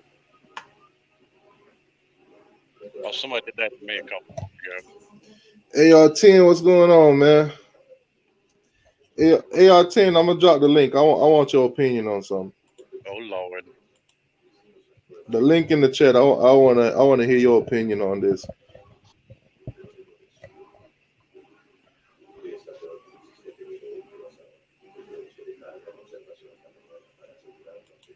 You say King starting, cause King coming back. Tell CJ. You know, everybody knows CJ ain't no King fan. if CJ had his way after the first game, they would have benched King and put in Perry. OG Kane, he made a good point after the Carolina loss, because he was saying, you know, we were beating Duke, and you had some fans that was all on Miami. Oh, Blake this, Blake that. Yeah, we gonna do this, and we lose to Carolina. Fire Blake. You know, it's like everyone was going this way and that way. They couldn't make up their mind, and he made a point about that. He's like, hey, if you're a real fan, you're gonna stick to your guns. You're gonna, hey, that's who you gonna ride with, or not, or you want them gone. But he made a good point about that, man. Everybody was all on. A lot of fans were all on Blake because we shut Duke down, and then if we come with Carolina, oh, Blake ain't shit. Fire Blake. So he made a good point about that. But me, I was against Blake from the jump. I knew he was going to be a fluke. Well, I got a question. Why did you think Blake was going to do bad? Because he came from Louisiana Tech? Not because he came from Louisiana Tech. It's because of the first game he just didn't have that fire. He didn't have that will to win. You know, sort of like Manny Diaz. He didn't have the will to win games. He didn't have that. He just didn't have that passion. He was some games he was standing confused, just like in the Carolina game. He was just like, well, hopefully, I hope we can win. I hope we can pull this out. That's just a vibe I got from Blake Baker. You know, What's going on? And from that, I just had my feelings about him. So I've heard an argument made several times about Blake coming from Louisiana Tech. No. Can anybody, seriously, I mean, anybody name a coach, whether it's Nick Saban, Dabo, whoever, Urban Meyer, that didn't start at a school like that? Hey, you didn't give me a touchdown, man. Oh yeah, I was getting to it. That's if you're not a member of the channel, if you're not a member of the channel, join the membership. Hey, appreciate that, boss. I got on my channel. I mean, it's optional for anybody, but it's like you could join the channel. It helps financially support the channel or whatever. But it's basically, you know, you just click the join button. You get a couple, you know, special stuff. I got to plan out a couple special stuff for the future. So, but if anybody wants to support the channel, that's the way you can do it. You know, join the channel as a membership. You get special emojis and stuff like that. You can put in the chat when we live and stuff. You know, you could throw up the U, stuff like that. I got like 6 different emojis so far. Once more people become members, they give me the option to make more emojis and stuff like that. So if you want to throw up the U and you don't really want to just, you know, say it, you could just put the emoji in the chat. And What's up, Shady? What's going on, stuff man? like that. But if anybody want to become a member of the channel, you can. And it's 3 different levels to it. When I did it, when the YouTube gave me the option to do it, I put it as cheap as possible. So to join the channel is like $2, $2 a month. And the next level is like $3. The next level is like $4. I mean, most YouTube channels that I see, they start at probably around $5 to $6 for the first level, and then they move up. Yeah, Coop starts off at 5. Yeah, see, I just start mine at like $2 or whatever, because I don't really want to charge nobody nothing. You know, my channel is free regardless. You know, the membership is optional for anybody. Donating to the channel and anything like that is all optional. If you do, you do. If you don't, you don't. We appreciate it, but at the same time, come in, like I said, hit that like button. That's the only thing I can ask for. I'll tell you what, TTY. Hold on, let me give Sergeant his touchdown before he killed me. Yeah, man, give him my touchdown, man. Thank you, boss. I really appreciate that. There you go, 2 touchdowns for the Canes over Georgia. Oh man! All right, but anyway, the real for the question. North Carolina running backs. All right, so the real question I want to ask you, because everybody been weighing in on this. Lenore says that Florida's going to beat Alabama. I knew it. I knew it. I was waiting on that. What's your take on that game, man? What you see? What you see happening in that game? Concussion protocol. I see it close in the beginning, but I see like second half adjustments, and I see Bama winning like 20, like 44-24, something like that. Nah, according to Jay Carson, 52-21. Nah, it's not gonna be like that. I mean, I actually might go to the game, man, because I'm like 35 minutes from the stadium. Yeah, but how much will them tickets be? That's the question. Hey, you gotta have connections, man. I know people that work down there, man. Okay. I just cash app them and I walk right in. How many people they gonna let in there? That's another question. What's the capacity? I think between 12 and 15. That's it. Damn. Yeah. 12 and 15,000? Yeah. Damn. They really relying on that TV money. Yeah, for real. You got Chick-fil-A. Chick-fil-A gonna be open. Shoot. I mean, Florida State had more people than that in their stadium. Shit. But the cases is rising down here. You know the CDC's down here, man. They're not gonna let you get away with nothing crazy. You know what I'm saying? Yeah, that's because the state of Florida doesn't have any restrictions on it anymore. What? Yeah. Say Florida beat Bama 100-10. The numbers of beaches. Oh my God! I thought he was. When I read the 110 part, I thought he was being serious. They don't have the DBs. I mean, if they can't keep up with LSU wide receivers, they definitely can't keep up with the Gumps wide receivers. Stop putting your address in the chat, bro. Seriously, stop putting your address in the chat. Florida gonna come out swinging. They gonna come out swinging. They gonna give Alabama. I say maybe a quarter, maybe the second quarter. But after that, they're gonna run out of gas and Bama just gonna take over. That's what I see. Yeah, and not even Alabama's been down at halftime in games this year. Yeah, and come back and won them by 2-3 touchdowns. Yeah. You know, LSU beat Florida with like 33 out of their 54 players on the roster were just straight freshmen. I know the quarterback was. Yeah. I mean, almost all the receivers are freshmen too.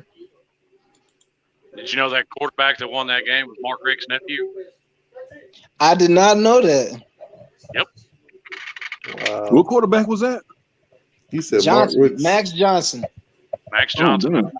That's Mark Richt's nephew. I know. I didn't know that. I bet Mark Ricks ain't the one that taught him up. Sure did.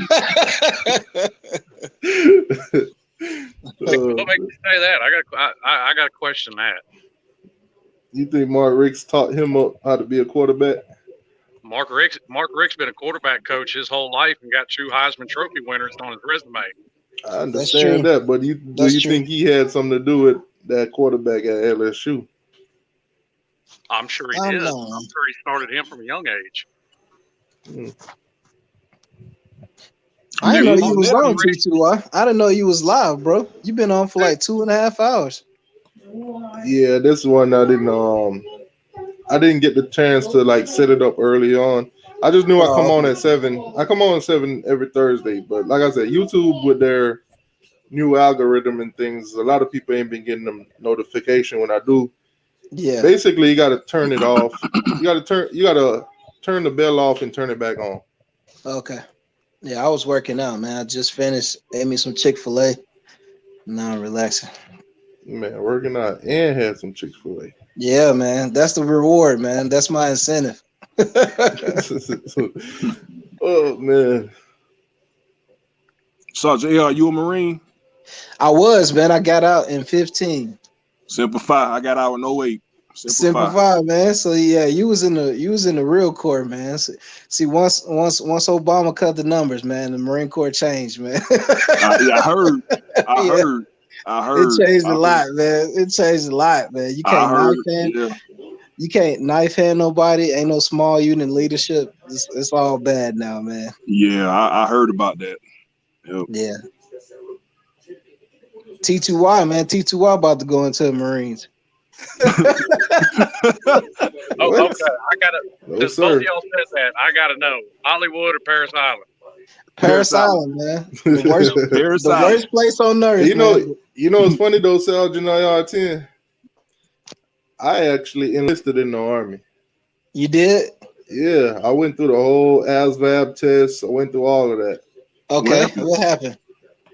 My mom talked me out of it. Oh yeah, I did the same thing. Talked me out of it. I did the ASVAB test. I scored a 91. They started giving me all these options of what I could do. I mean, they threw a book at me. Like, you could do this, you could do that. You could drive tanks. I'm like, you could get a start. I think back then it was like 2007. They're like starting bonus would be 8,000.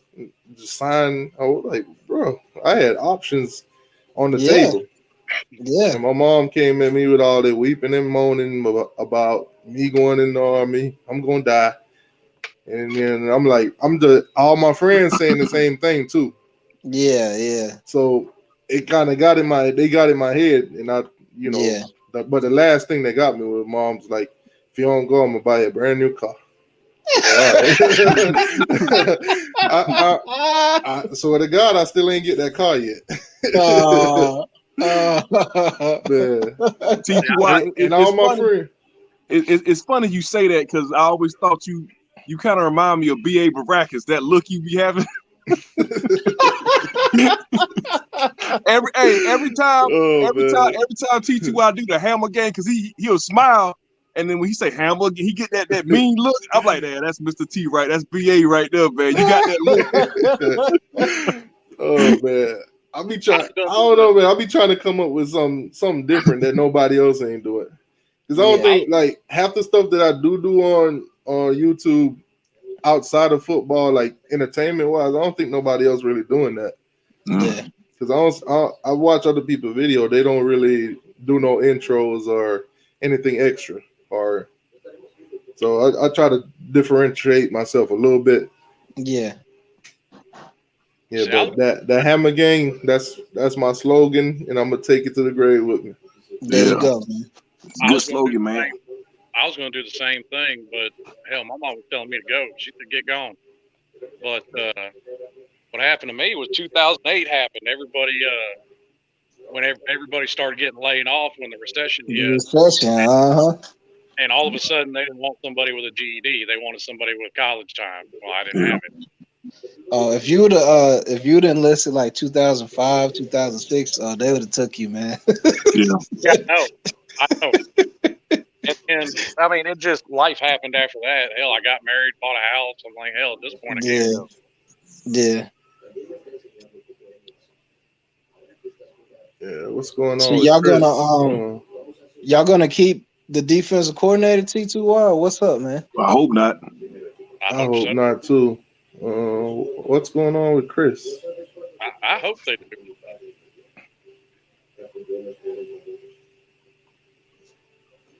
And y'all run the 4-2-5, right? Yeah. Well, maybe he should just change up the scheme. Well, the problem isn't necessarily the team. The problem is they spent all that time when Manny was in DC recruiting players for a 4-3. And all of a sudden, now you're running a 4-2-5, and you got linebackers that are built for a 4-3 defense. You have to recruit different linebackers now. So that's going to take time. Yeah. You know, that's why Shaq. That's a lot of people got on Shaq and Pink last year. Well, but nobody got on Shaq and Pink in 17 and 18. Well, why? Because we were running a 4-3 those 2 years. They're built for that. They're not. Shaq and Pink are too big to be trying to cover wide receivers. Yeah. You need smaller linebackers for that. So when you're putting them in a bad position then. Now they made the best of it, and I think made a lot of good plays, and especially Shaq. I never had no hate for him. A lot of people turned on him. But he was our best linebacker. He was our best linebacker. Yeah, he was. My mind. A lot of people said they wanted him gone, but you're leading the team in tackles. You're leading the team in tackles for loss, and I mean you could see it. You could see it in Shaq. He's got those ball hawk instincts. He knows where the plays are going. So that's what helped him to compensate for it. Was okay. He wasn't necessarily. Man, what the hell is going on with Chris? Chris who? Hurricane. I'm a black man trapped in a white body. I'm crazy. What the hell? Okay.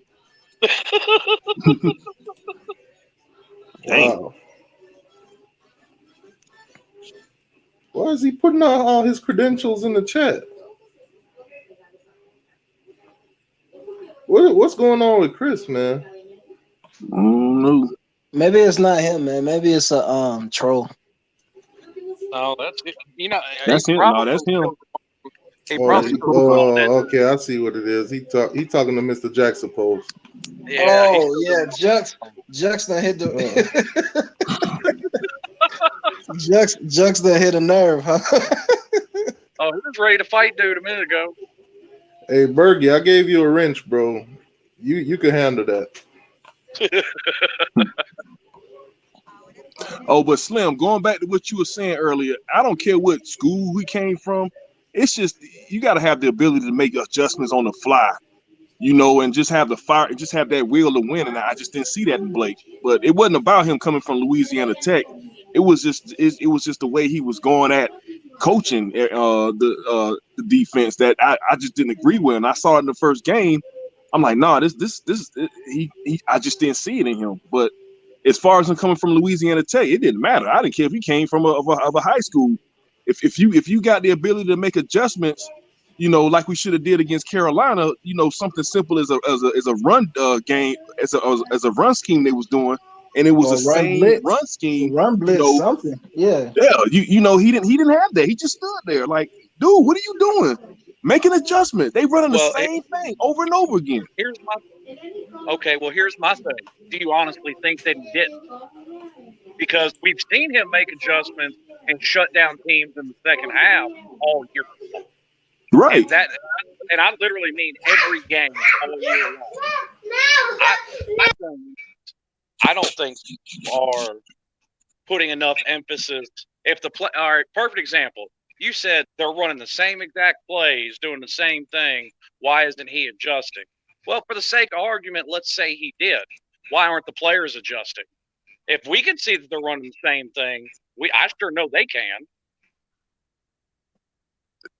You got a point, but I don't know. It's just, I guess because I got mixed emotions from how they played against Duke, and I know it, and everybody keeps saying it was Duke, but we didn't play like we ran to the ball, we wrapped up in the Duke game. It was just, we was like, the defense was the complete opposite against Carolina. It was like, how are they getting shifted to one side of the field and a running back is on the other side running 30 or 40 yards? It's like, what are y'all doing? It was, I don't know. I just didn't understand it. Here's my opinion on it, and this is just my thing. The players were riding high on their own nuts.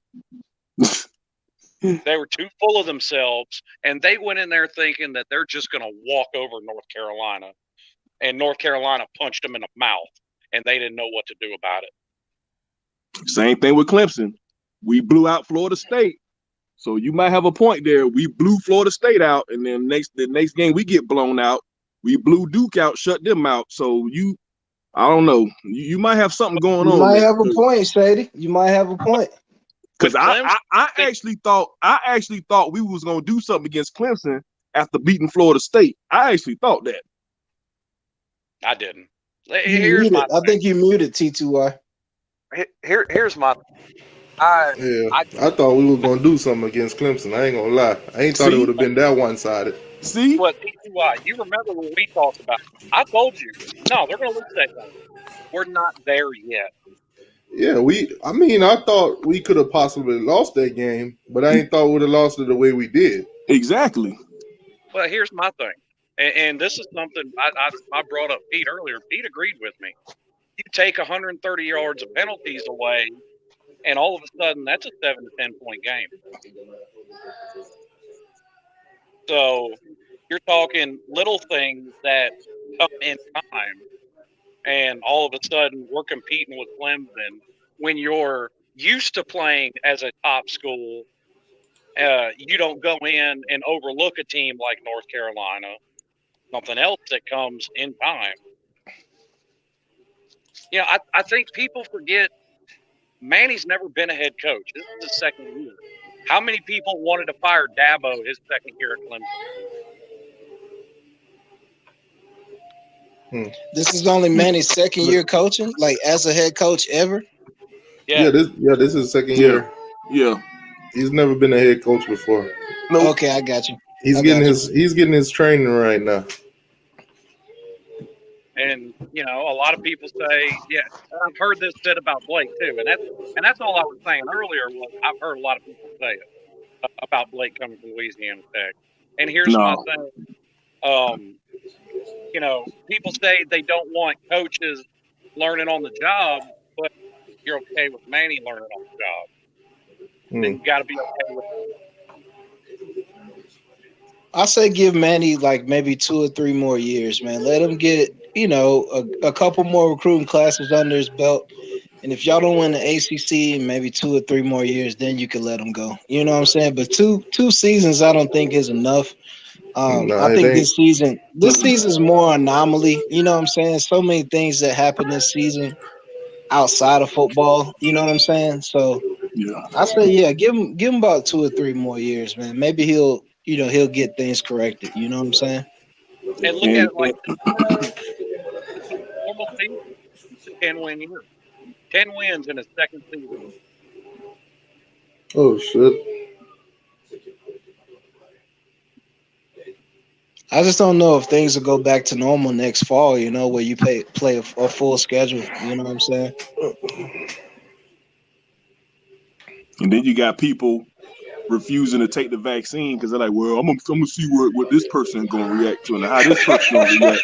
I don't know about them. I'm gonna see how they do with this person. So I ain't gonna take it just yet. You got all that shit going on.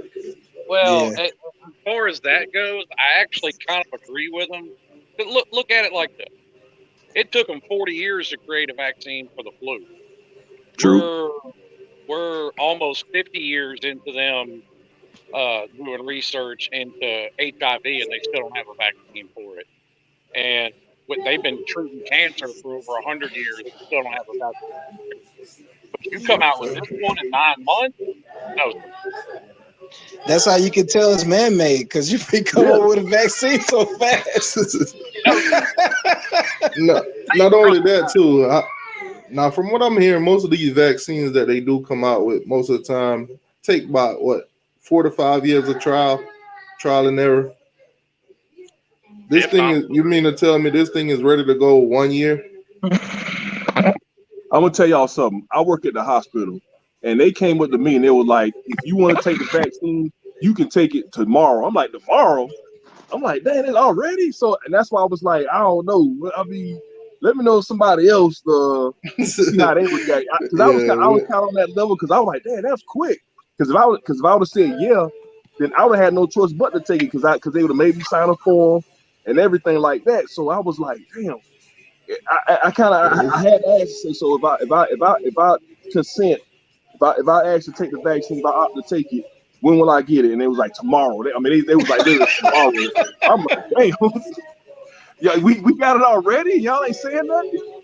So I don't know, man. I don't know. And then they say they say the flu is worse than the COVID. So it's like, I don't know. I'm just getting mixed up. It's like the PS5, man. When that first batch of PS5 come out, they have a bunch of glitches and overheating and all types of stuff. All right, so Bergie made an interesting point here. He's like, I'm gonna play devil's advocate for a second. Are y'all ready in 3 years to ask why James Williams didn't do much here, coming in as a 5-star. Remember Chad Thomas. I hope that ain't the case. Yeah. You think he gonna start as a freshman? He got the. I mean, Well, here's my thing, and honestly, I've said this till I'm blue in the face, and it goes back to what I said earlier about Shaq and Vink. Well, the reason it looked like they didn't develop by their senior year is because you changed the scheme on them. The reason running wide receivers don't look like they've developed is because they've had 3 different offenses and 3 different wide receiver coaches as long as they've been there. Yeah, I mean, that's a tough question to answer. It all depends on scenario. It all depends on the coaching staff that recruited him right now. The style that he's gonna play is what they want. If something happened and we get some new guys coming in, are they gonna switch it up on them? Right. So right now we really can't answer that. Yeah. And I think that's why you haven't seen some of the talent develop like you want, because you're constantly changing things on them.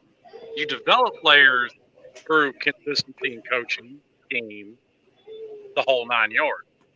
Well, when you're constantly changing that, you can't get any development. Yep. Yeah, but Who plays free safety for y'all now? Well, it depends, because every week it's an or. You'll have Gervin Hall or Bubba Bolden, and then you'll have Bubba Bolden or Amari Carter, and then you'll have it's a lot of or all over the place. Yeah. Okay. So at any given Between week, those 3 guys, though, they're pretty much the start. There's not a starter. All 3 of them are starters because all 3 of them are that good. Yeah, they just rotating all 3 of them. Yeah. And I mean, that's a good problem to have. 3 guys that you can count on to be able to start at any time. Their team's a lot worse. Yeah, but if we have consistent coaching throughout his whole time here, I don't see how he could go wrong. Exactly. But he if could we be a keep switching gadget guy like coaches, Clemson and Isaiah Simmons, you know? Yeah, I want to look at it from the positive side, but he did make a point there. And here's my thing. When Clemson won that national title in 2016 with Deshaun Watson, they did it with an average recruiting class ranking of 14. We're kind of above that over the last 2 years. I mean, you had that one class that kind of dropped off the year they let Rick go and hired Manny, which is to be expected. But before that, we had a good class. So last time I looked at it, we're somewhere around the 18th most talented team in the country. Let the coaches focus on getting them to playing at that level, and then you can work on getting better from there. Yeah. I mean, I realize, and I want to see them win a national title just as much as everybody else. But our want for them to be good doesn't change the process at all. The process is still what it is. Yeah. And short of hiring a guy like Nick Saban, that's the only way you can get a national title within 3 years. You gotta reach different levels as a team, you know. Yeah, Exactly. it's hard to reach them levels too with the amount of pay that's being handed out. Yeah, that's true. That is definitely true. That's what Miami is failing at. You know, having the money to actually pay coaches. See, I don't think that's actually a problem. But the thing is, we know it's not a problem money wise, but them actually wanting to give that money into the program, into the football program. That falls on the university, yeah. Well, and I don't even think that's a problem. Here, look, I mean, you think Brent Venables got paid $1.5 million a year the 5 years that they lost to South Carolina? No, he didn't. No, but I mean, to get somebody that's actually, you know, got a good resume into Miami, the amount of money that they want to pay, you're gonna have to pay them. Yeah. Those guys not gonna be willing to take that. Oh, I completely agree with that, but I mean, who's to say we don't have that? Oh, I believe we have it. I just believe we don't want to give it. No, I'm talking about who's to say that we don't have that talent level in coaching now. Been there long enough. Not in Blake Baker. Once again, Blake Baker hasn't been there long enough for you to find out. He's done enough for me not to want to find out. T2 ready him to get out of there. Blake could go tomorrow. I'm pretty sure everybody in the chat. But my thing is, y'all want to have Blake for the next 3 years? Would y'all like to have Blake for the next 3 years to see if he's going to develop? Shady, they got the pitchforks. I want to know if y'all want to have Blake Baker for the next 3 years to see if he's going to develop into something. That's fine, but here's my thing: you still have not found out what he can do, and as far as what he's done, you can't knock it. What he's done. When he played good teams. Look at the games he played against good teams. Don't measure it on the teams that he beat that are mediocre or low level. Look at teams like Clemson, North Carolina. In the past, when he called games against good teams, we see what he done. Yeah, T2 done seen enough, Shady. I mean, last year we played bad teams. We barely won. T2, you're seeing a talent gap. You're not seeing a coaching gap. It's a plenty of coaching gap I've been seeing. Matt Brown just out-coached Manny. Everybody, bro, we've been getting out-coached by all the good teams we played. Yeah, I don't think it's a huge when we beat bad teams, it's not because of coaching. It's because we out-talent the bad teams. If they had the same amount of talent that we had with their coaches, they would beat us. Hang on a second. So you're comparing a guy that's been coaching Power 5 football as a coordinator for 2 years against a guy that's been coaching Power 5 football for almost 30 years. That's the gap. Every time we go into games with teams that has experienced coaches, we lose badly. So his point, Shady, is that's why Blake needs to go. But we don't want Blake to sit here for 30 years to get good. Right. That's why he's saying Blake needs to go, because it's a coaching gap. We getting out coached by all these other guys. Someone with experience that know what they're doing. That's what T2I is getting at. And we can't wait 30 years for that. Yeah. We hungry right now. We all dogs. Our bowl is sitting right there, but it's empty right now. That doesn't change. What I just got done saying, that doesn't change the process. It still takes time. Once again, the only way that you're going to see a national title within the next 3 seasons is to give Nick Saban $15 million a year, and nobody's going to do that. I think Muschamp. Somebody said Will Muschamp was interested. I think a guy like Muschamp, if he came down, he would turn your defense around. Man, he's a good defensive coordinator. Yeah, but do you think Muschamp's going to get the defensive coordinator job? I doubt it. I make music. Will JAKE GARCIA be the starting quarterback next season? If King come back, no. I'm gonna say that. If King doesn't come back, you're gonna have to battle for that spot. That's all I can say. We're gonna have to see.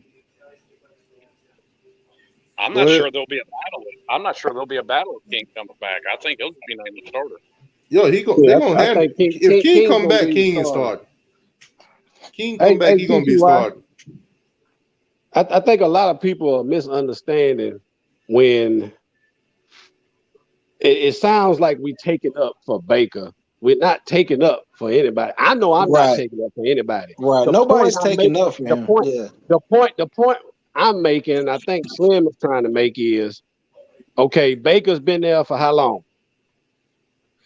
2 seasons. 2 seasons. Manny's been there for how long?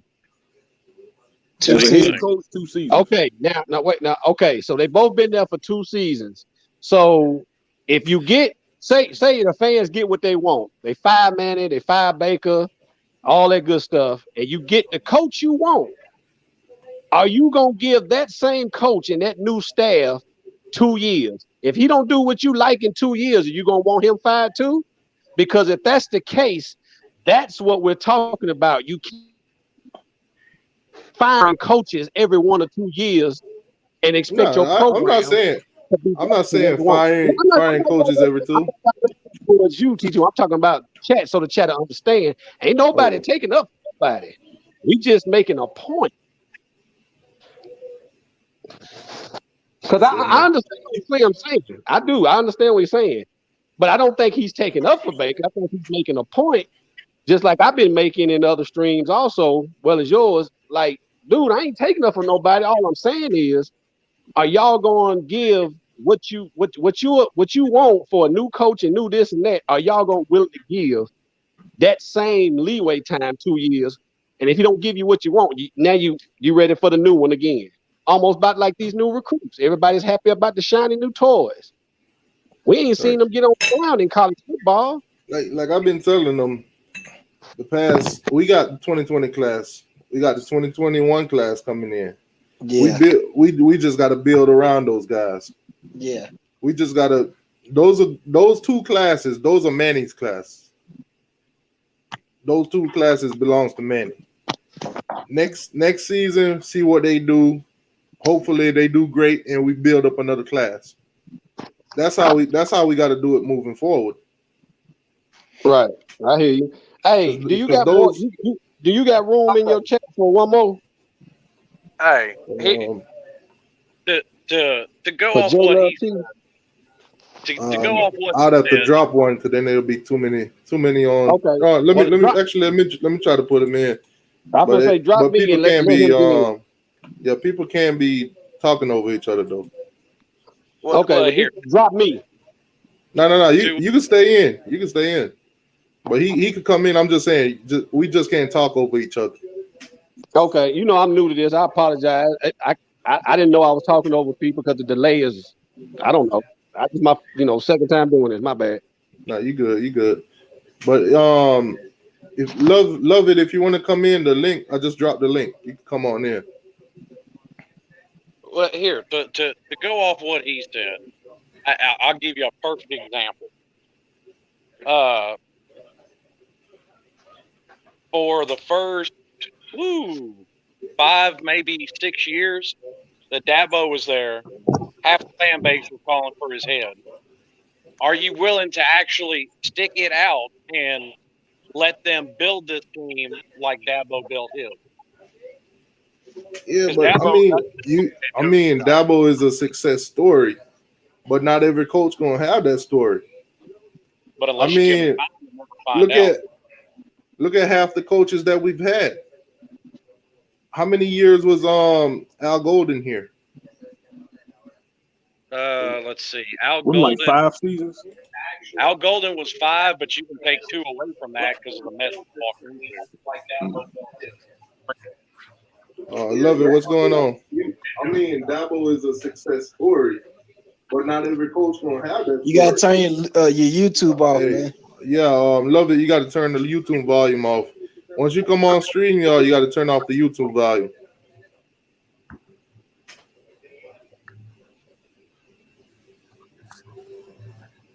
What up, fellas? Good evening. Good evening. What up, J-Love? What's up, man? What they do, man? Hey, T2Y, man. I finally was able to put the kids to bed to catch your show, dog. That's what's up, man. Yeah, man. Baby mom be tripping, man. Oh man, bro, with these late night shows. But yeah, let me let you finish. You can go ahead before I start my little rant. You can go ahead and no, you could give us your thoughts because we all been talking about this for a while now. Okay, first of all, let me go with the head coach because we do this every 4 or 5 years. You get what I'm saying? Instead of sticking together and keeping our points as one so we can get things done, it's always this and that separates the agenda. Nobody wants Manny fired. The only way we want Manny gone, I'm talking about the smart individual fans, is he does not adapt. What I mean by adapt is if he does not change his defensive scheme. If he comes back next year and shows us that his defensive scheme does not work, he's not the guy. He's not the guy. And there's already reports like from the inside that it's going to be very hard for him to make adjustments because it's his defense. So if he won't let the defense go, he got to go. So I'm not pushing the fire Manny Diaz train yet until the offseason. You get what I'm saying? So yeah, I'm not pushing for Manny to get fired either. I just because I've seen change in Manny. I've seen that Manny is not that stubborn. I went from 6-7 to 10-2. When he when the whole Enos thing happened, he wasn't one of them people that was like, all right, let's give Enos a chance. He knew it weren't working from the get-go. He weren't stubborn about it. He got rid of him. Yeah, but he had zero. You gotta understand. He had zero allegiance to Enos. You get what I'm saying? Yeah, and that's my thing. That's my thing with Manny. If you're gonna give Enos that same treatment, even though Blake Baker is your friend, you gotta give him the same treatment. If he messing up, he got to get the same treatment. He got to separate. He got to separate that friendship. He gotta go. He has to. I knew he wasn't the guy when he left Felipe Franks beat him. I was done with him right then and there. And you know what everybody did? Everybody called me cancer. I don't know what I'm talking about. In the beginning of the year, I told everybody we're going to go 10-2. Why do you say we're going to go 10-2, JLT? Because when we play against a team that has good coaching, that can scheme around, or what we do, if you realize what happened in the Clemson, North Carolina game, you know what they did? They schemed around our pass rush. And those were the only two teams that actually had the personnel to do that against us. So we already know in big games, Blake is a liability. It's a fact. A fact. Yeah, I've been hearing talks too, people saying that if he gets rid of Blake, he should probably put Banda as defensive coordinator. No, I don't want that. I want somebody new, somebody with a different kind of scheme. Somebody that doesn't run the same defense that Manny's been running. Somebody different. Here's the problem with what you just said, though. You said he got rid of Eno because he saw it wasn't working from the get-go and he had no allegiance to him. Well, no, he didn't, because we were running the exact same offense we were running last year with just a different guy calling plays. You said we're running the same offense from last year? I don't see it. That's the only difference. We are not running the same offense, Slim Shady King. Come on. Yes, it is the option offense. Oh my gosh! I mean, some of the plays that we ran last season, we running now. Talk right here. Some of the plays that we ran last season, we running them now. But that's any team. It is a read option offense. A different person calling the plays. That's the only difference. And De'Aaron King, more competent quarterback. Yeah, but you got to understand half the plays that we're calling now don't take that long of a time to develop. It's a read option spread, Slim Shady King. The majority of the time we can have two tight ends on the field. Enos didn't do that last year. Spread what with three wide receivers? Spread offense. 3 or 2 tight ends. Majority is 2 tight ends. We run a lot of 2 tight end sets this year. Enos didn't do that last year. No, they didn't. Actually, most of the time it was one tight receiver. One tight end. Excuse me. Trevor Bello said y'all need a fresh defensive scheme. Yeah, we do. We do. We need to step away from Manny's scheme. Because if Manny fire Blake Baker and just upgrade somebody that's underneath his defense already, it's going to be the same thing. Right. Just a different name behind it. Right. With a defensive head coach, though, you're not going to get a different team. Exactly. And Slim Shady. And that's exactly why I'm saying he will not last beyond next year. People keep saying, why do I keep comparing the Clemson situation with ours? You know why? Because Dabo had to adjust. He fired his offensive coordinator and his defensive coordinator during his tenure before he got to prominent. Then when he realized, he didn't. You know what was the cherry on top? The cherry on top to put him to the championship glory? He had to get that franchise quarterback. Once he done those 3 things, Clemson never looked back. So we actually Now he didn't. That he has all the same staff that he's always had. Excuse me? He has the exact same coordinator and almost the exact same staff as he became head coach. Which coach? Hold on, what? Hold on, time out. No. Which coach Slim Shady Kane?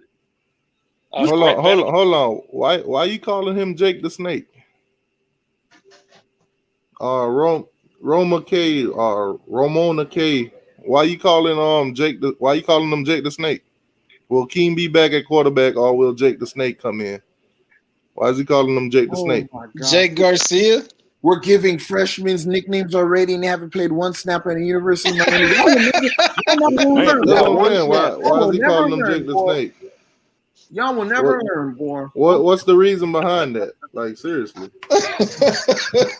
I guess Jake the Snake is his favorite wrestler. I don't know. I guess. The man has done nothing yet. What the hell is going on? Hasn't even started, man. And another thing too, I don't like what the fans did yesterday. You guys will make. Hold on. He said because if you've seen his highlight, he played like a lot like Ken. Bro. Ken Stabler. That's old school. Damn. I ain't heard that name in a long time. I'm 43. Damn, Ken Stabler. That's old school. Yeah, that's old school right there. Damn. But no, man, you don't nickname no guy Jake the Snake, bro. Get out of here. Get a man a chance to come in and do something before you start nicknaming them. Win some games. But no, to what you were saying, Dabo's had the exact same offensive and defensive coordinator. Slim Shady, I respect you. You know, I love you like a brother. But man, you are wrong, bro. You are wrong, bro. The guys he came in with and now are totally different, man. Totally. Brent Venables didn't start off. Somebody Google it. I mean, yeah, please. It's a documentary. I don't even have to. It's a documentary. Like, it's the blueprint. It's the blueprint that us King fanatics are trying to make Manny follow. He fired his offensive coordinator because it wasn't working out.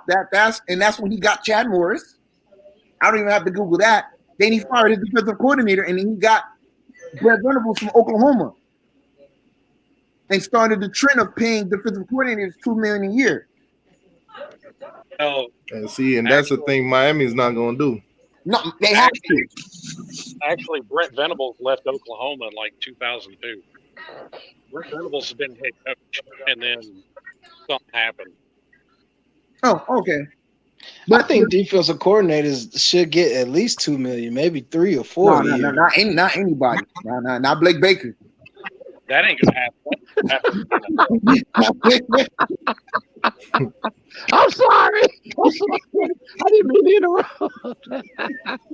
Man, defensive coordinator, man, they should. I mean, if you want your team to win, then you should pay. You should pay. You know what I mean?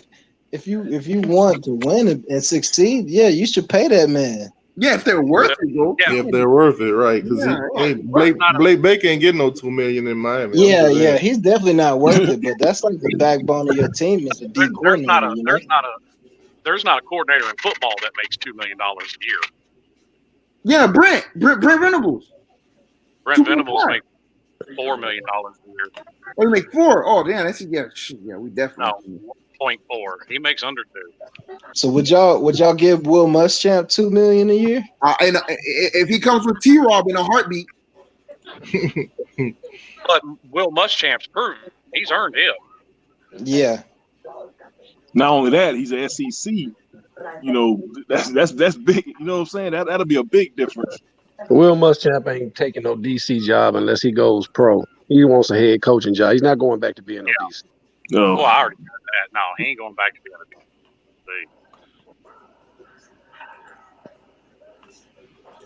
Yeah, we pay Blake Baker millions, boy. I'm gonna have a fit. Yeah, $2 million, Slim Shady. I'm googling it now. Torches and pitchforks. And my whole thing was, I'm not even saying Blake Baker's good. My whole thing is You haven't seen enough of him to determine that. We've seen enough. Come on, Slim. We've seen enough, Slim. Hey, Okay. like I said, just keep firing people, and we'll stay exactly where we are. That's not true, Slim.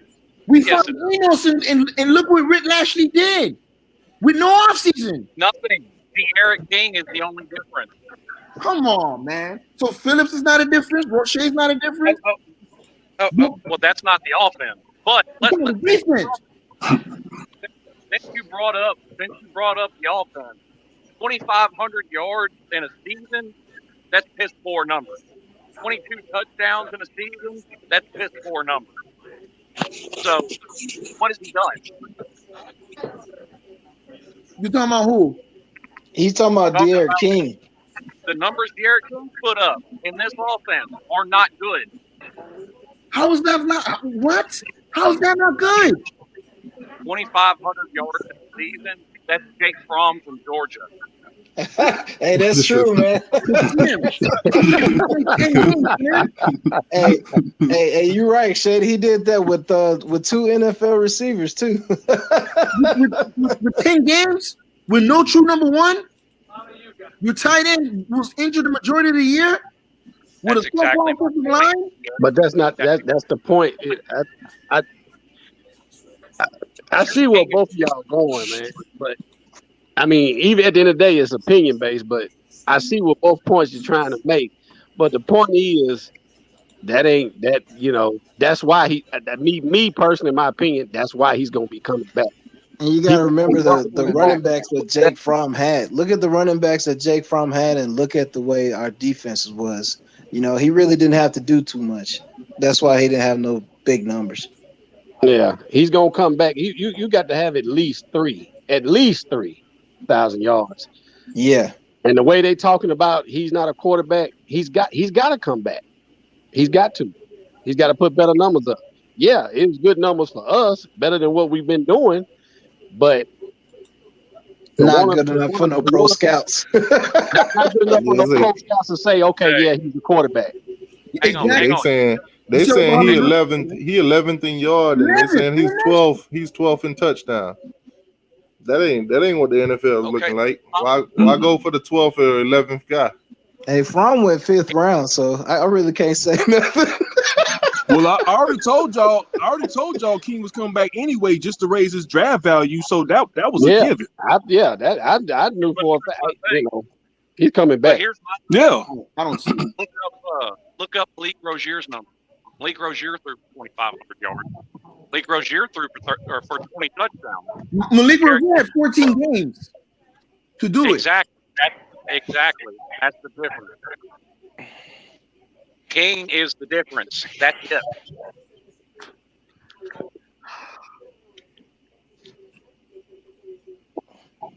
King knows he can do better. Even King knows he can do better. Yeah. You know what I'm saying? He know, you know, another year under this offense and in this system, he know he can do, you know, better. Yeah. He probably will do better too, because you know, hell yeah. It's the second year, the same play calls. You know, he'll probably do a lot better. Yeah, you got to remember, King, when he was in Houston, he had, let me see, 3 different offensive coordinators? Right, right. So, you know, that is, that's why I'm saying he definitely coming back. Yeah. He damn sure wants to prove that he's a quarterback. Hey, T2Y, man, CJ need to be listening to this, man. You know how Hold CJ on. I gotta drop somebody. I gotta bring Todd on. All right, I'm gonna get out, but I wanted J Love T to come in. Much love, J Love T, man. I be catching on the wholesome all the time, man. Hey, hang on. I'll drop off. I've been on for the longest. Y'all go ahead. No, Slim Shady. I ain't done with you, Slim Shady, dog. Todd, what's going on, boss? Hey, man, how's it going? You know, how you know, the problem I got with Baker is he reminds me of the Jets offensive coordinator. He's just a figurehead. He's just a face. A lot of this does fall on Manny because he even admitted they do the plays together, but you know Manny's putting in his input on what he wants on defense completely. Yep, that's exactly what I was saying earlier. Well, I mean, and if Miami wants to bring money back to the school, It's the football program that does it. They need to put the money in to bring the money in. Exactly. They've been using a lot of that money towards the medical No, research and I center. understand this, but think about this. You put in that dollar and you get back $10. You put in that 5 cents, you get back. Come on, you're gonna be able to put more into the medical. Yeah. Yep. Yeah, what they did was the football brought in the money. They developed the medical, and then they just forgot about football. They Yeah, started and treating the football like it don't matter no more. Pretty much. Exactly. Well, and to your point that Manny still has a hand in the defense, I think you're 100% right. But you think defense doesn't have anything to do with the defense at Alabama? I mean, they all do it. It comes to a point though where you gotta let the coordinator make a majority of. Yeah, you can come over if your coordinator is struggling as the coach. You can come over and say you need to do this. This is where you're messing up. But when you're taking it over from the very beginning, from the first meeting of the week, and it's all you, there's an issue. And let me add, the developing has been just as bad. Just as bad, Slim Shady. So how do you vouch for let me finish. How do you vouch for the linebacker recruiting for the past 6 years? How can you vouch for that? Well, one, Manny's only been there for 5. And number 2, we already covered that. You changed the scheme on them. You have to recruit different players for that scheme. And that's what Manny did. He changed the scheme last year. And let me rebuttal that. Do you remember who recruited Shaq Hornby and Michael Pinkney? Al Golden did. Michael Barrow. That was 8 years ago when they were sophomores. You mean to tell me 8 years, the 5 years Manny was here, he couldn't recruit other linebackers to play this scheme? Remember, Shaq and Mike left. And this new batch came and didn't look any better. So if you got 2 sets of players that do not play well in that scheme, is that the players or the scheme? They didn't have 2 sets of players. Manny's only been there for 5 years. Who recruited these linebackers that's on the roster? You said excuse me? The ones he recruited were for the 4-3 scheme when he was running the defense. They changed it to a 4-2-5 last year. No, he did. Oh my God. We've been running a 4-2-5 for 4 years, Slim Shady. No, we haven't. In 2017, they were running an attacking 4-3 defense. 2018, they were still running an attacking 4-3 defense. 2019, he changed it to the 4-2-5 and implemented the striker. Everybody gave Mark Richt crap because he wouldn't take his hands off the offense. We need to do the same thing for Manny. He won't take his damn hands off the defense. Yes, I agree. You need to find a coordinator that's competent to do it on his own and stand back. A coordinator and be the head coach. And a cornerbacks coach. Well, I actually never gave Mark Richt crap for running the offense because he came in I and did. said that. I did. It was too old-fashioned, too outdated. That was the whole issue. Well, and I'm not disagreeing with you, but that's what I'm saying is that's what Mark Richt said he was going to do from the beginning. But see, I thought Manny would learn that didn't work with Mark Richt. I was hoping he would learn and take his hands off the defense and be the head coach, be able to handle both sides. And the other big problem is so many of the undisciplined plays, you don't see him getting up in the defender's face, letting him know that that personal foul was there was no business for it. I've seen Ed Reed discipline the players more than I've seen Manny. And that is a problem I've pointed out with Manny all year. I completely agree with you. Manny's more interested in being their friend.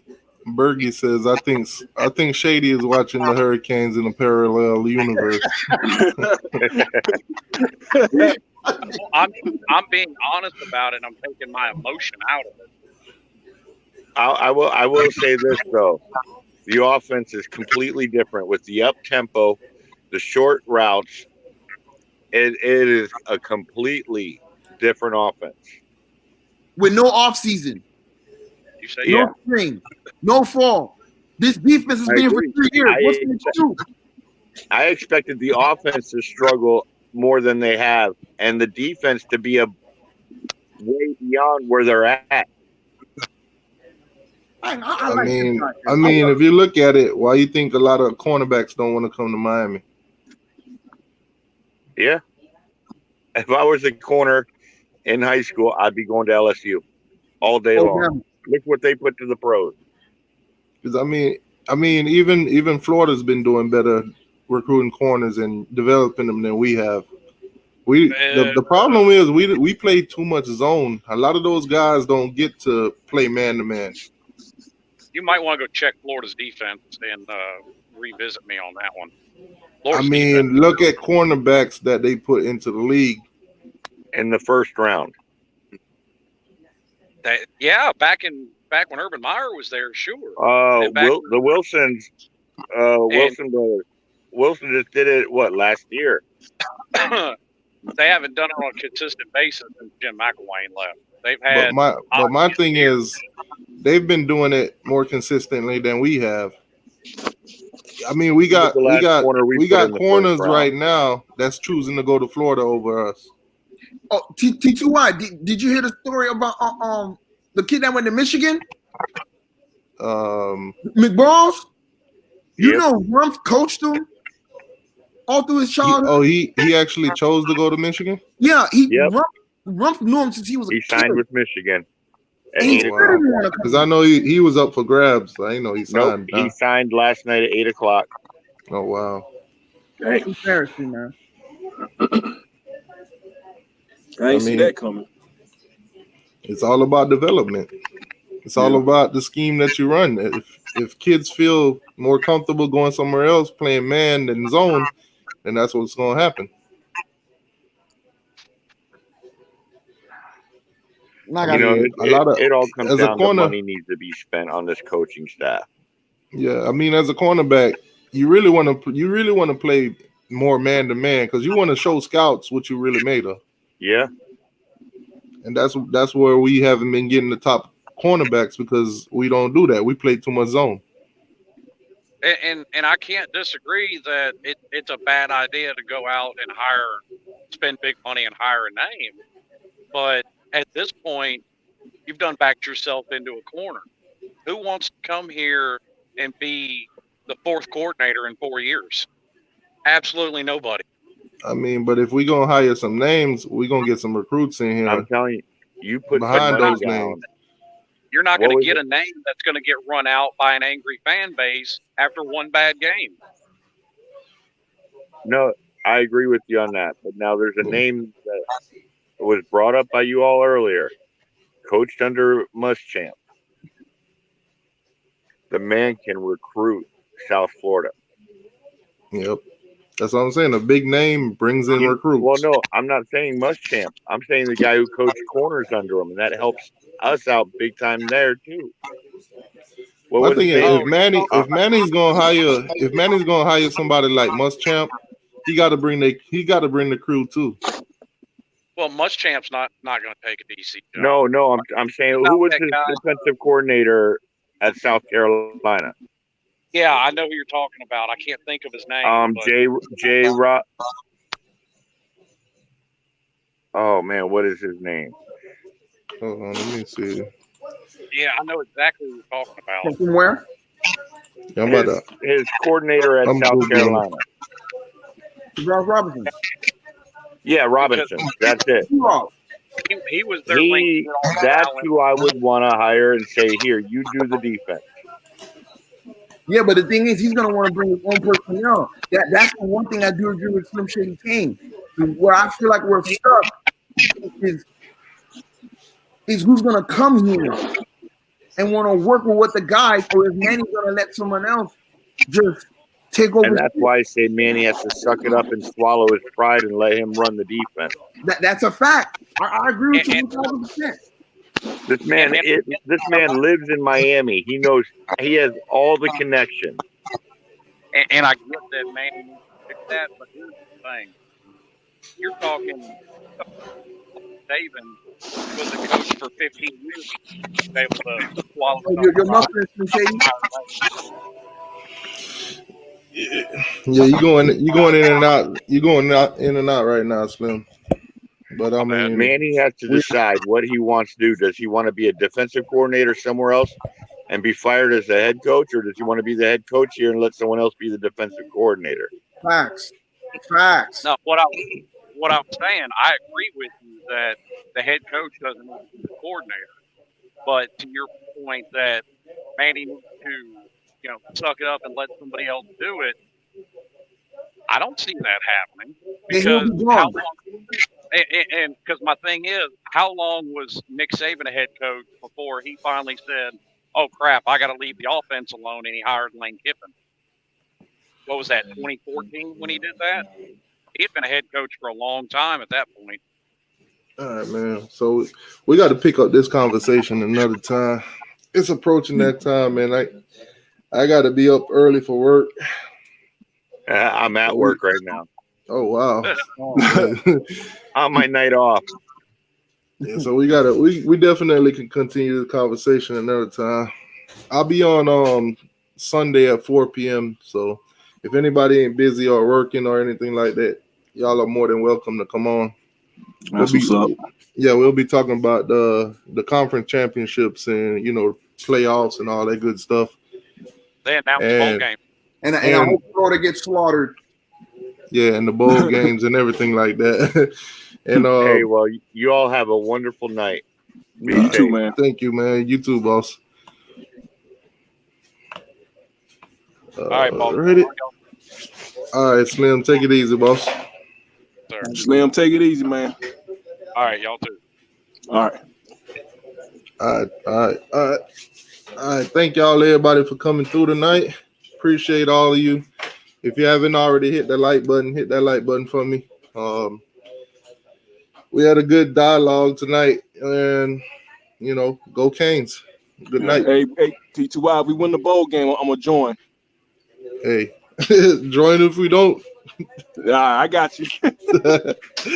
All right, man. Take it easy. All right, have a good night, man.